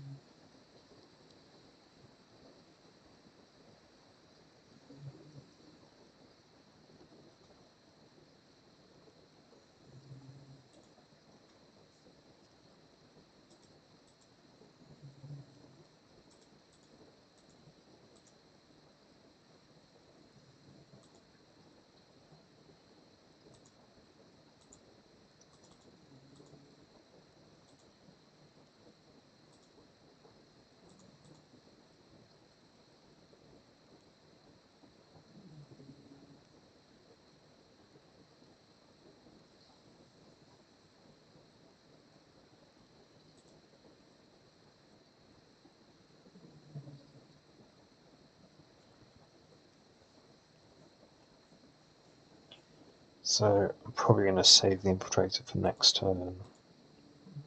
Having it with Carrying Feeders and the 2 treasures opens up seems pretty good. So put on Jund. Still get to know whether it's Brood Scale or like a Wildfire deck, or like a Wildfire kind of mid-range deck.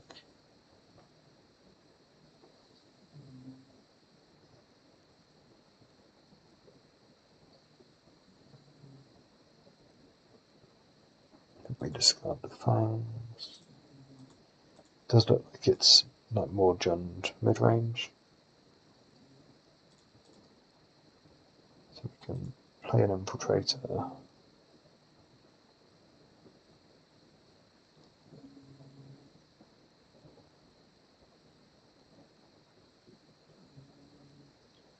Then dispute away a treasure token.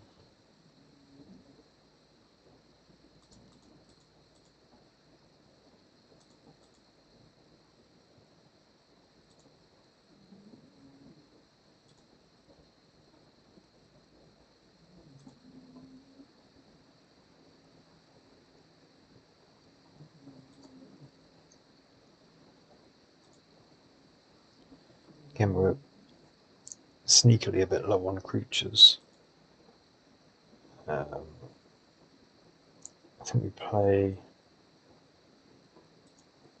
the Beetle because I'm not concerned about getting breath weaponed.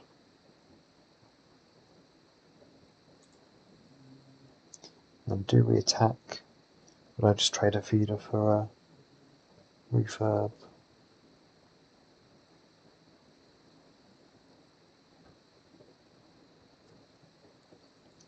That's a tough one. I think I will.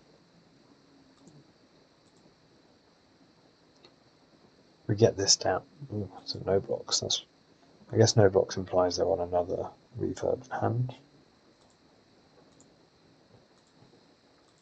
But my thinking was getting this out of the way means that we're on for doing a lot of damage next turn.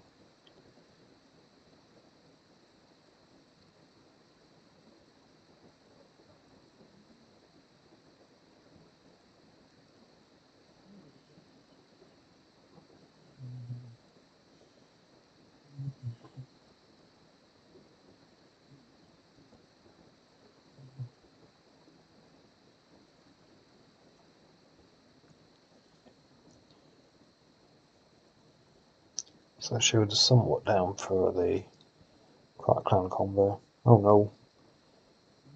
Summoned it. That makes sense for why they didn't block.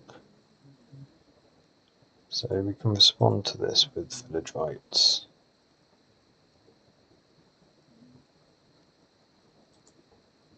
Try and hit a snuff out.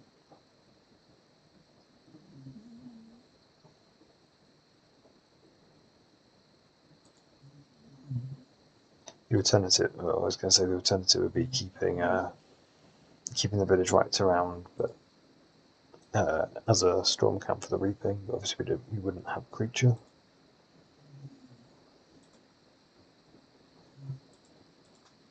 And I need to take off water yields because I'm going to sacrifice my boards so they don't gain any life.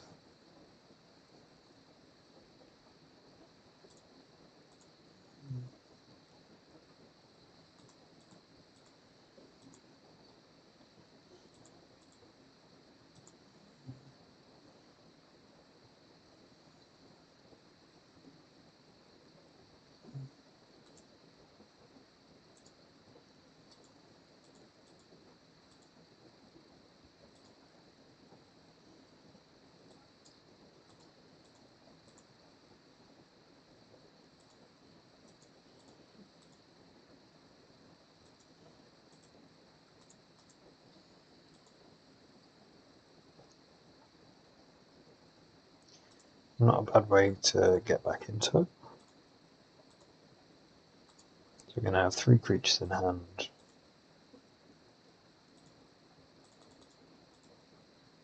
Which will be what? Ghast, Infiltrator. Kind of want to get another Carrion Feeder back. But I think I'll take the Beetle. We don't currently have non-creature things sacrifice. Maybe the backup Carrion Feeder is good. If they kill a Carrion Feeder, it kind of slows down all of our sacrificing efforts.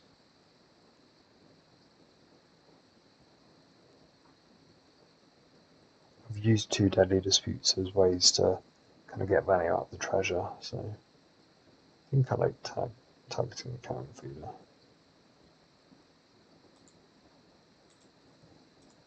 You go through this turn. The other option would have been I could have sacrificed this and got this back. Sacrifice this, got this back, but I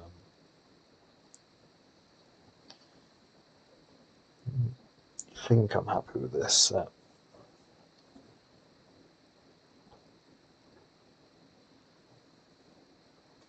Yeah, got punished slightly for Deadly Disputing this on turn 2 by them having the Quiet combo, but I don't think we could, because I don't think we could have played around having it together, and our deck would have been, our game plan would have been so slow if we hadn't been drawing the 4 extra cards up to now. So looks like we are vomiting our hand into play again. Let's start with Infestation Sage. Unfortunately now they do know all of the cards in our hand. I'm going to play the Mortician Beetle last.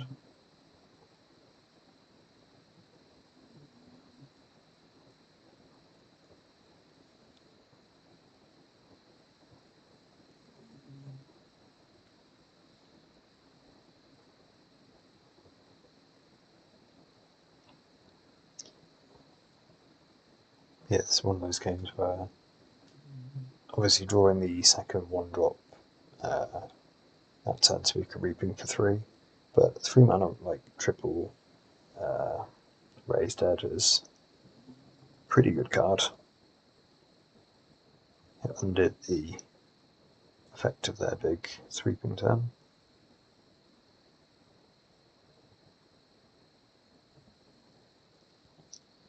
So opponent has some interaction, which I'm expecting is a Galv Blast. I think their deck tends to run some Snuff Out, which again we have as dead cards, which is like quite a good sneaky advantage.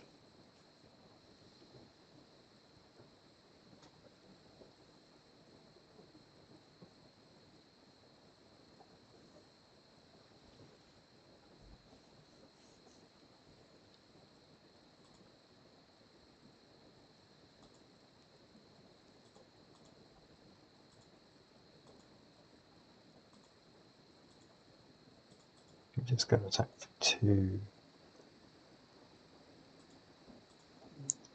Leaves us up the option of which Carrion Feeder we want to go in on.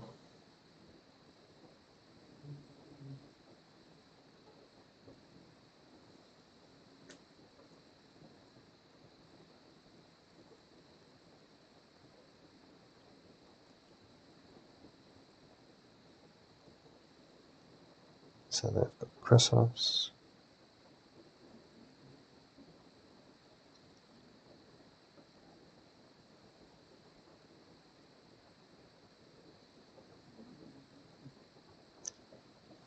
So I want essentially to have 2 creatures up to 5 power potential for. So we can attack for 3. I guess we attack for everyone, and then so they go Spawn, block. Yeah.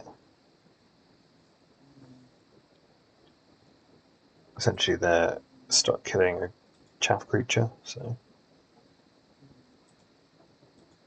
Oh, fantastic. If our plan is to make a big creature, more big creatures help. I don't think this draw is that relevant. Obviously I think it will be another big creature, but we kind of have our bases covered in that respect. You know, almost the Deadly Dispute would have been a better draw, but land would have been worse.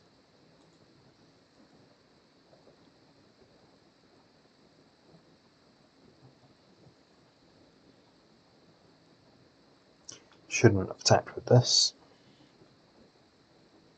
but we do get away with it. So opponent is about to find out that them sacrificing Scion tokens triggers our Mortician Beetle. The fact they didn't block this implies that they don't have a Crack Clan combo in hand.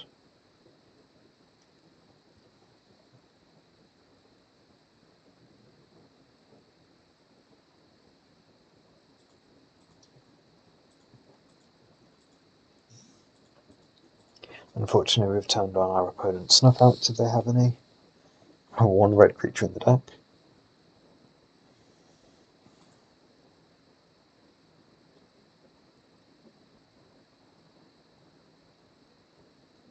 So yeah, they let it die so they don't trigger the beetle. It's an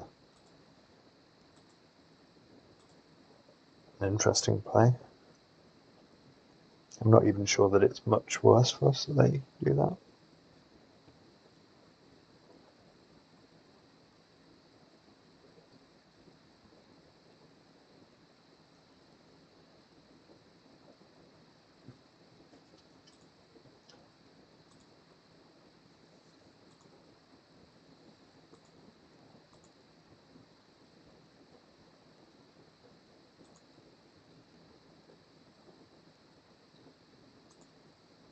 Let's see what we draw and what we're going to do.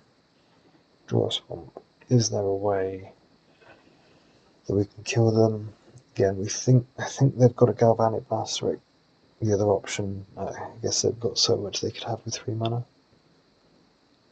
The other option to pay attention for is if it could be a Toxin Artist for lifelink. But essentially we're saying we have to be able to get creatures up above 4/5s. We'll be able to get our 4 pump creatures up.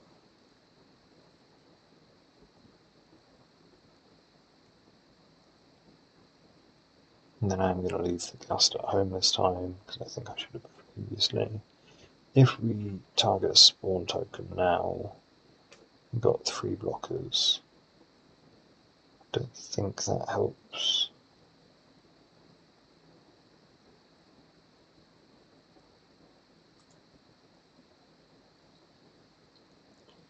So we're just going to get back into combat. Again, they could look at double blocking, but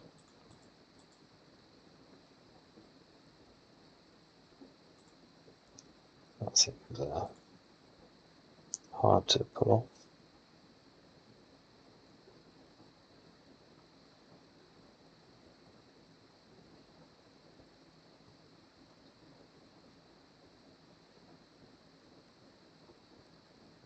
I guess if they block both feeders, and then these 2 with signs, with spawns, we'd only get to try and save 1, and then if they have a blast or a bolt.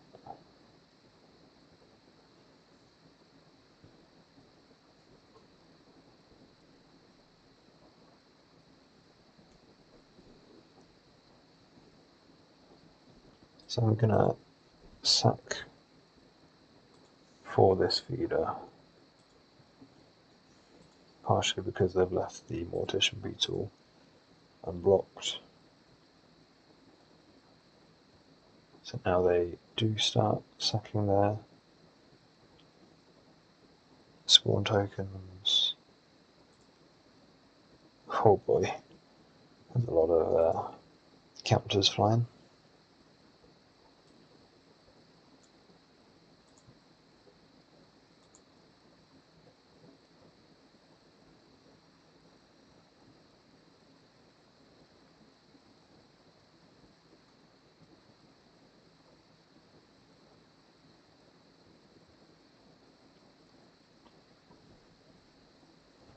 So they've left this and this unblocked, and they're currently taking 6.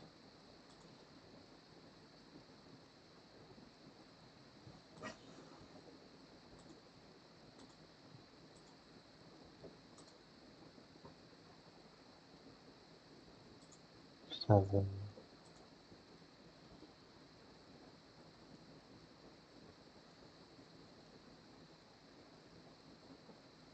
The tox analysis isn't going to save them, because we can sacrifice the creature that they're blocking.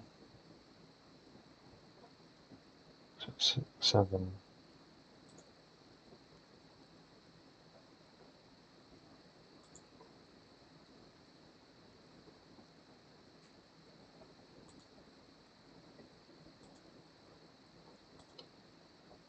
And then I think I do, this gets -1, -1.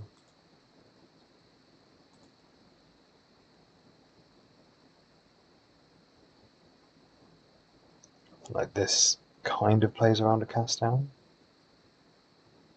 They'd go to 1.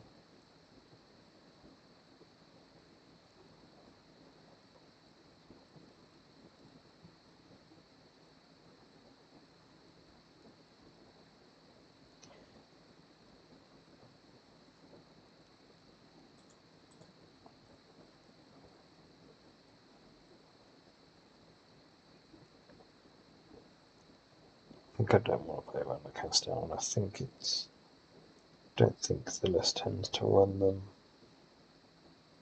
You put the opponent dead. We've already sacked our gas, which is our insurance against the Quarkland combo. So I've got no more effects. Don't cast down this.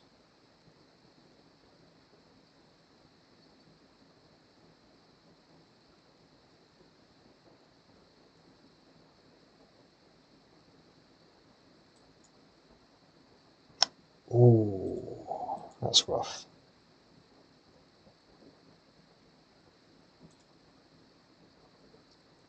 I thought it was unlikely they were playing that. Obviously, against this specific card, I'd much rather have the have my creatures back. But we do have still some big beaters.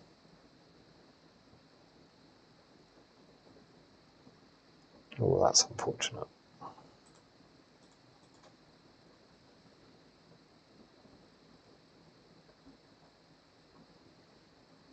As I say, I thought it was more likely that they had the second, had another tox analysis than the cast down.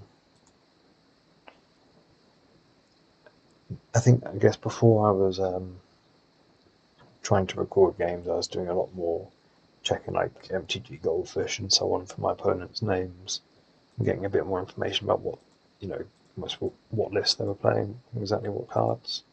I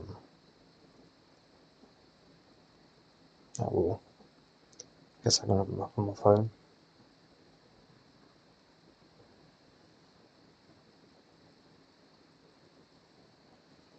So we kept a swap back for the refurb.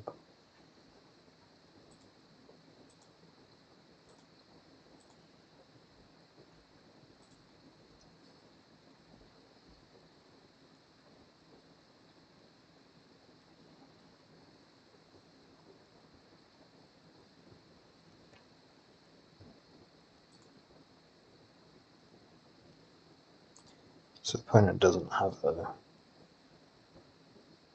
deck list posted for the Jund mid-range deck.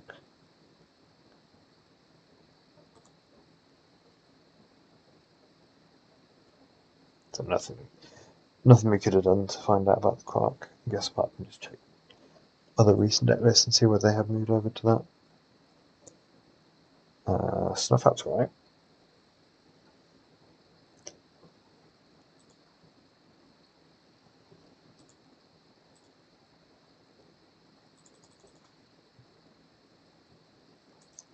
Yes, we draw it, we'll cast it.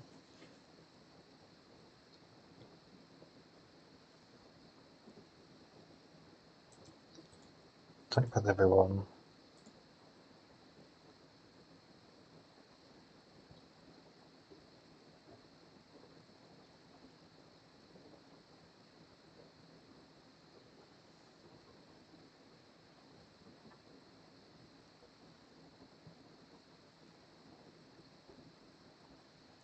I didn't sack here because they could just let us gain the life anyway. That's obvious to say, but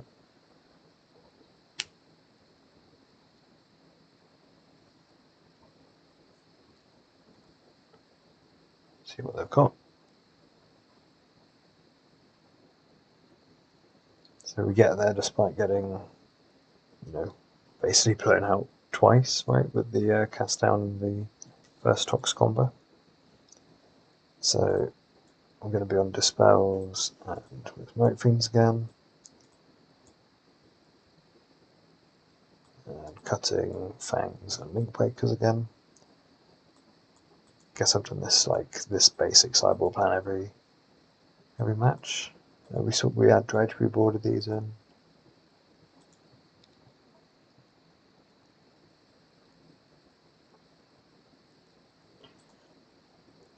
I guess there's not many matchups I'm boarding in more snuff outs. I'm bringing them in against blue, like Blue Terror and Glee.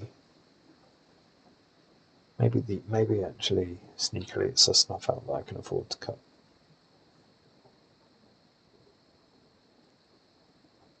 I'm trying to think what are the matchups that I'd like them against Elves, Wolves, and just kind of some of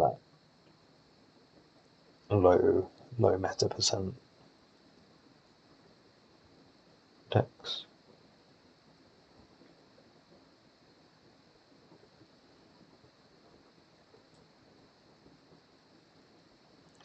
I forgot opponent moved to 5 for the start of that. And now we're now 6 again. I'm going to keep. Again, we kind of need to draw the right half of our deck up next, but we've got Hands and Spells.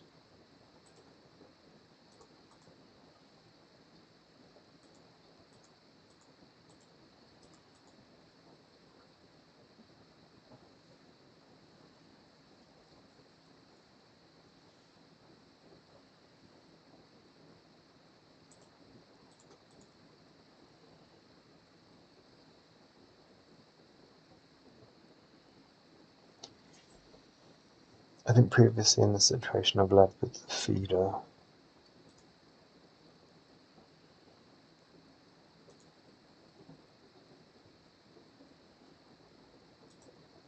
Which kind of gives us the option of a turn to Fiend. This way I thought it would be more likely to get in for 1 here. And I guess we play the Carrion Feeder now, and then play the Beetle. If they want to Gal Blast this, we can sack this in response twice. Then would we rather have I guess it's more that we'd rather have both of these in the graveyard rather than wanting the feeder as a 3/3 particularly.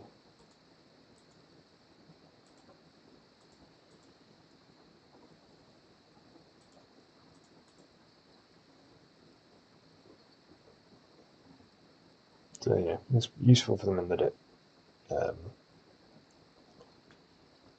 gets 2 counters off of this, but I'm not unhappy with that trade. 1 mana, 4 mana. Still get 2 counters, turn off. Oh, I'm sure I got that one in time. Again, missing a free counter on the Mortician Beetle. I'm not going to Reap in the Graves. Now I think we can, if we hold on, we've got a shot at doing better with it.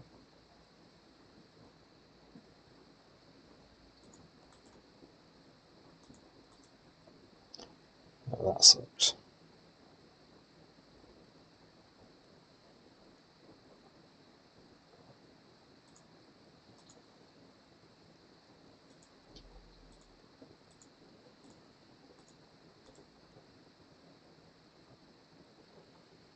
I mean, I'm tempted to deadly dispute this away now, so if they want to try and kill it, that's fine with me.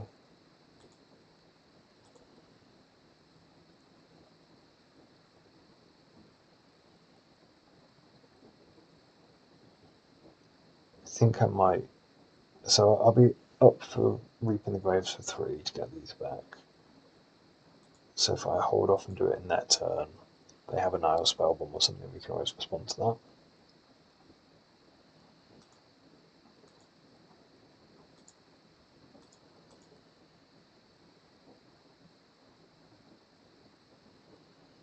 So it contributes a strong count. Be reaping before they before what's still on the stack before we just play.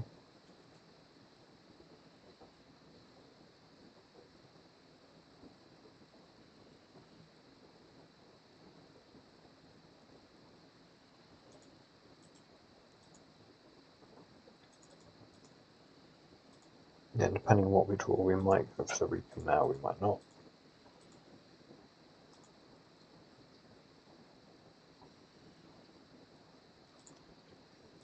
We've run out of gas, so I think we have to.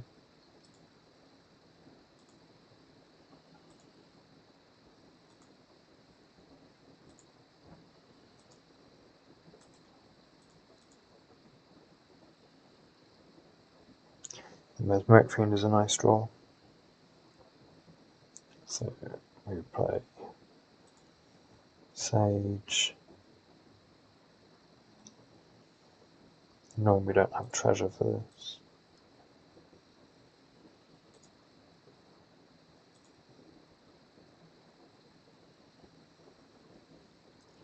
By playing this way, we can kind of guarantee, I'm hoping we can guarantee to get to fiend them.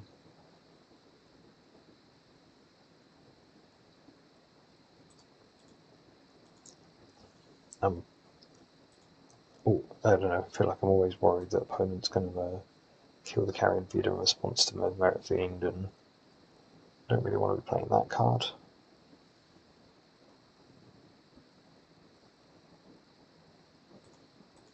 I think they missed their opportunity to do this. If they're gonna, this is how they want to interact, I think they wanted to do this whilst the Carrion Feeder was on the stack.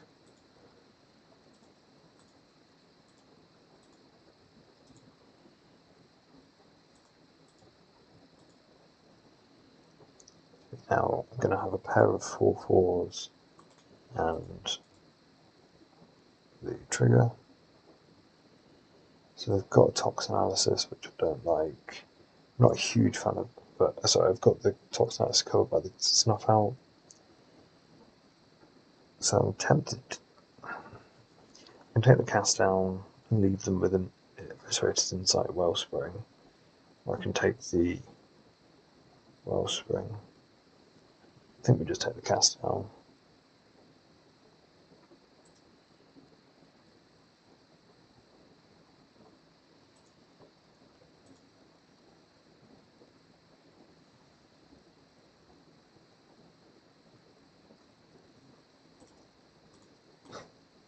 We'll discard the Swamp, but the Dispel's not looking bad. This is quite annoying because this means that they do have the Tox Analysis available.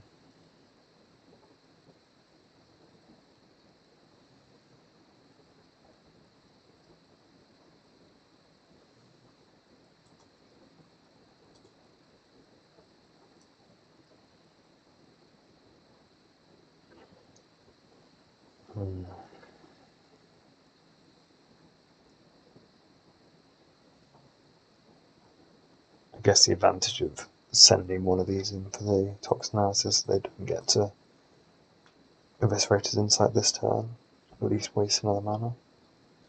But I'm not thrilled with that outcome.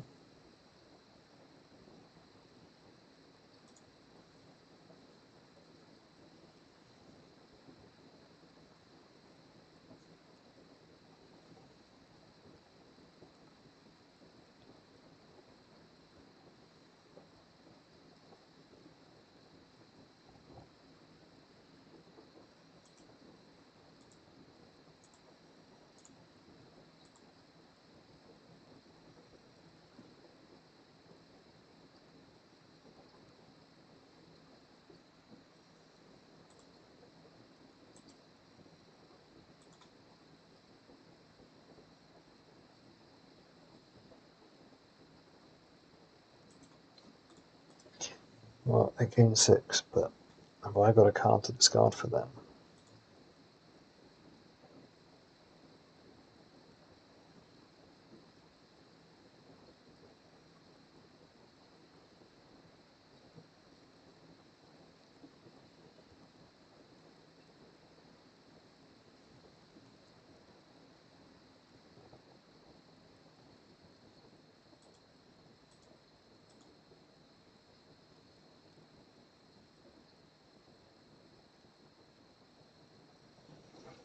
I don't think I want to play the Fiend without having something to pay it off.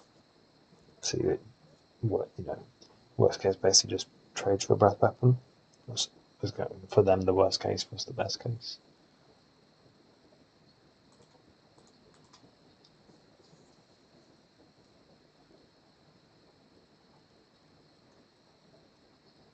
Obviously, the spell was quite awkward. If it had been a Rotten Union, say, could have interrupted the pulse.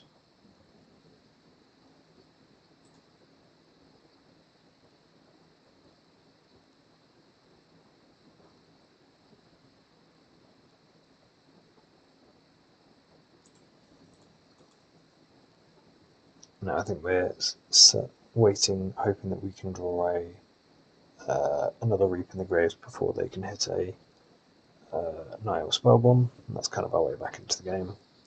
It is nice to have, a couple of effects that powerful that it can nearly always get you back into it. But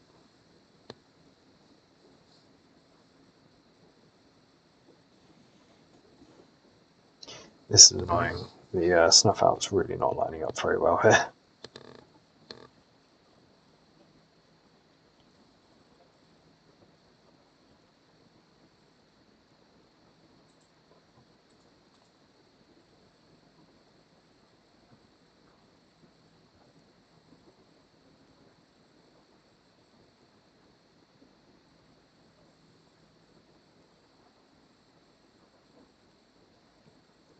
So our best draw is like a Deadly Dispute or Village Wipe. That will have to do. So we can Mesmeric Fiend for Storm Count.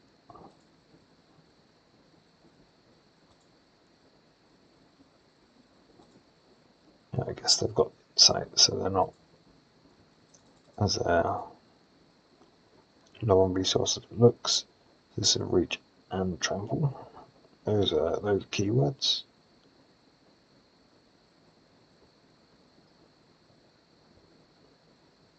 So we get back 2 creatures.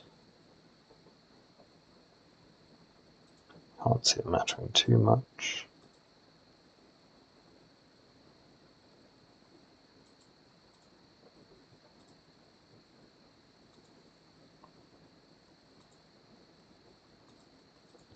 I'll play the Beetle and see whether through some absurd series of draws there'll be a way to get there. Don't think there would be.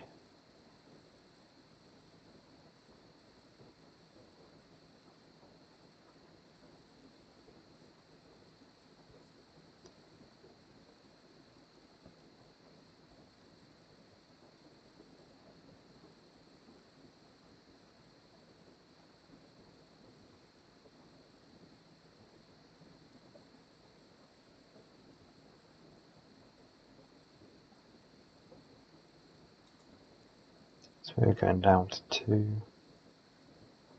Opponent's effectively at 20. Oh. This is Christmas.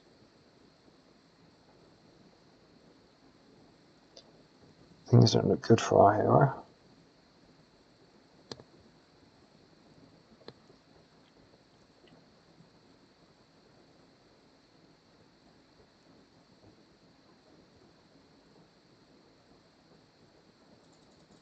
Yeah, so we can kill this, show them that we've got the Snuff Out that's just dead. Play a Carrion Feeder and rah. Attack in for 2. A big 2. And on to game 3.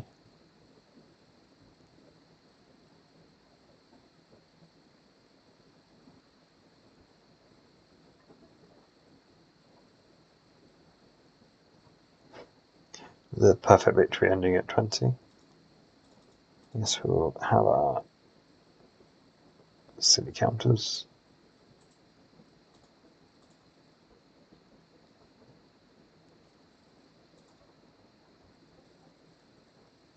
So, game 1 Dispel on Cast Town would have been great.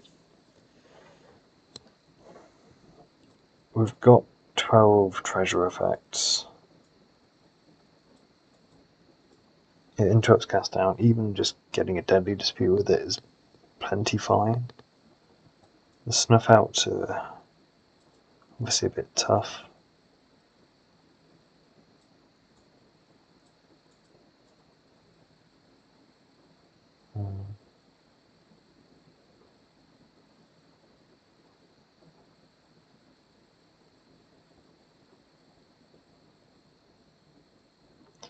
I think I like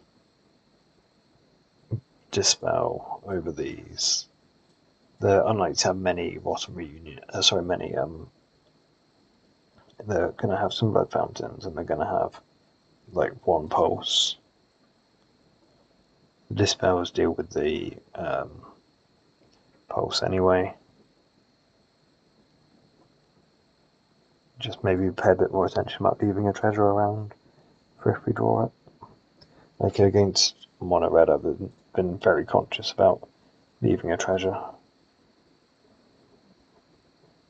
So keep this.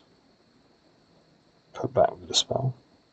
We will have a lot of treasures available.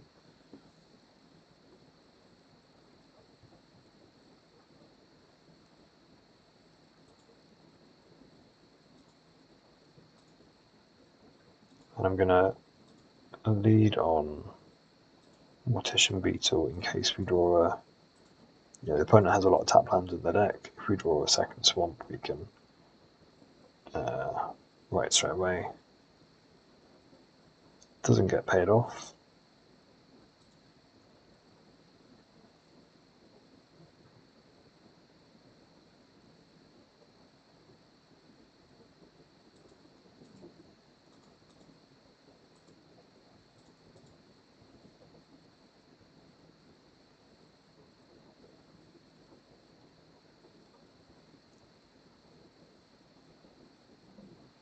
I'm sure we saw they were on like wildfires and so on. They're on the bridges. Who knows?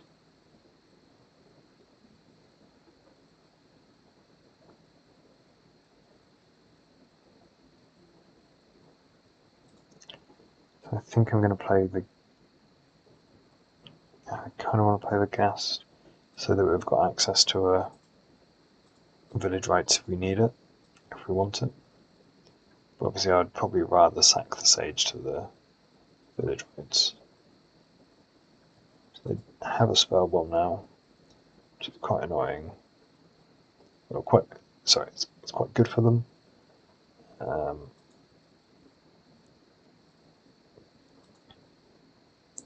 Sack the Infestation Sage to this, and then kill the Ghast with village rights. Sorry, kill the Familiar with village rights.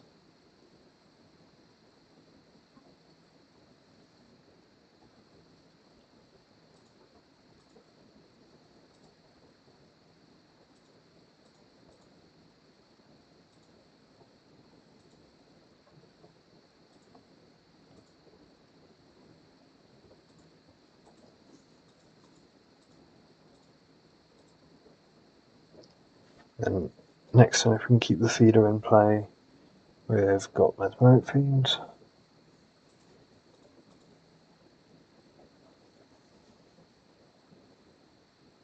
They don't have an untapped land, and we can. Oh, that's a bit annoying. It has to be the Ghast, I think.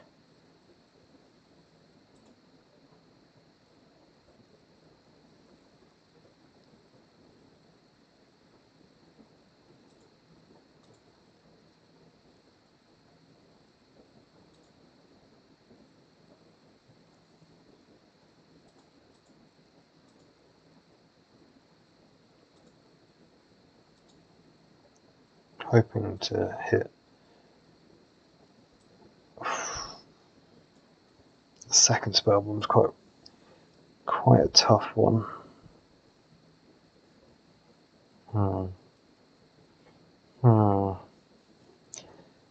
I think I just take the Chrysalis.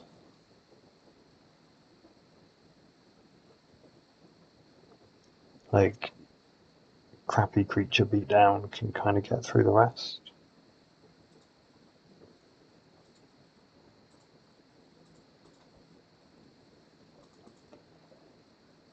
I can attack with both. They've not got the Tox Analysis currently. If they block here, I can trade the Freebooter.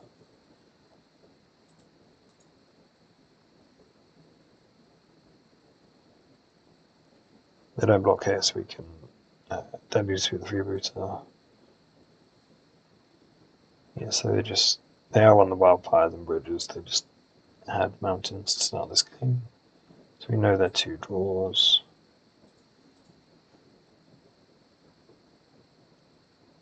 They're leaving up the Tox. So crappy beatdowns for 1 on the menu.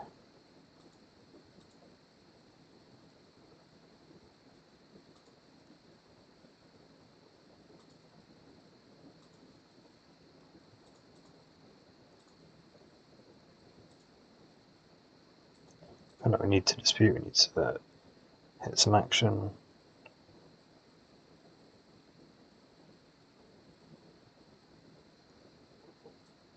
I was going to say, if they let this resolve, there's a sneaky,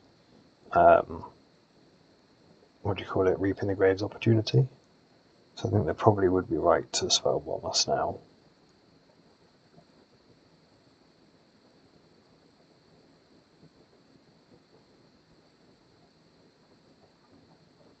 They do have the backup already available.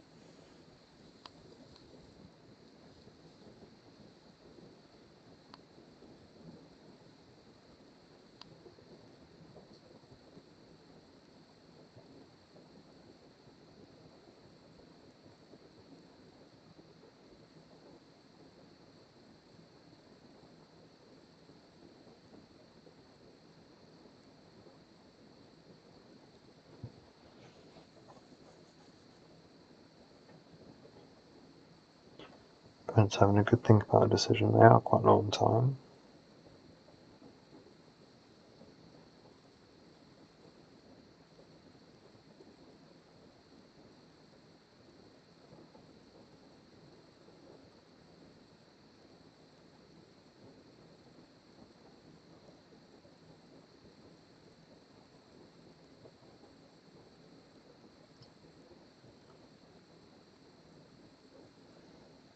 Now this would be a shame to have a way to end it. Unless they're, even a Chrysalis we can block a few times to stay alive. We're down to 2 minutes, I think. Unless again they get their second forest and can Hydra up this. I no longer think they're having a think. I think they might have disconnected or something. Doesn't say in the chat.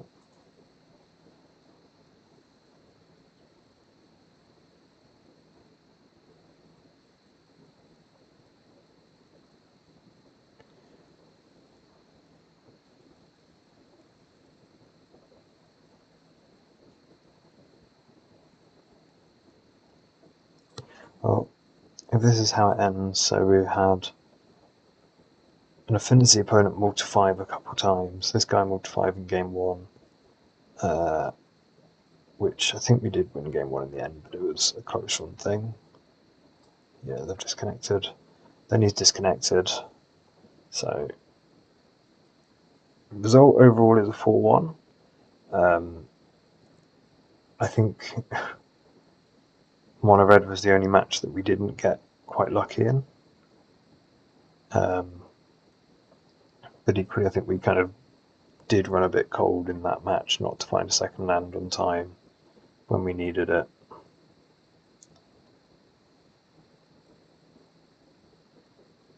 I say when we needed it up to like quite a few turns into the game.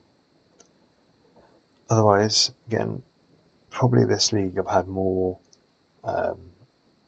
big result or big, more wins based on just the Mortician Beetle carry and feed a couple of chumps game plan rather than having really big impressive Reaping the Graves. But all in all, it's been a success.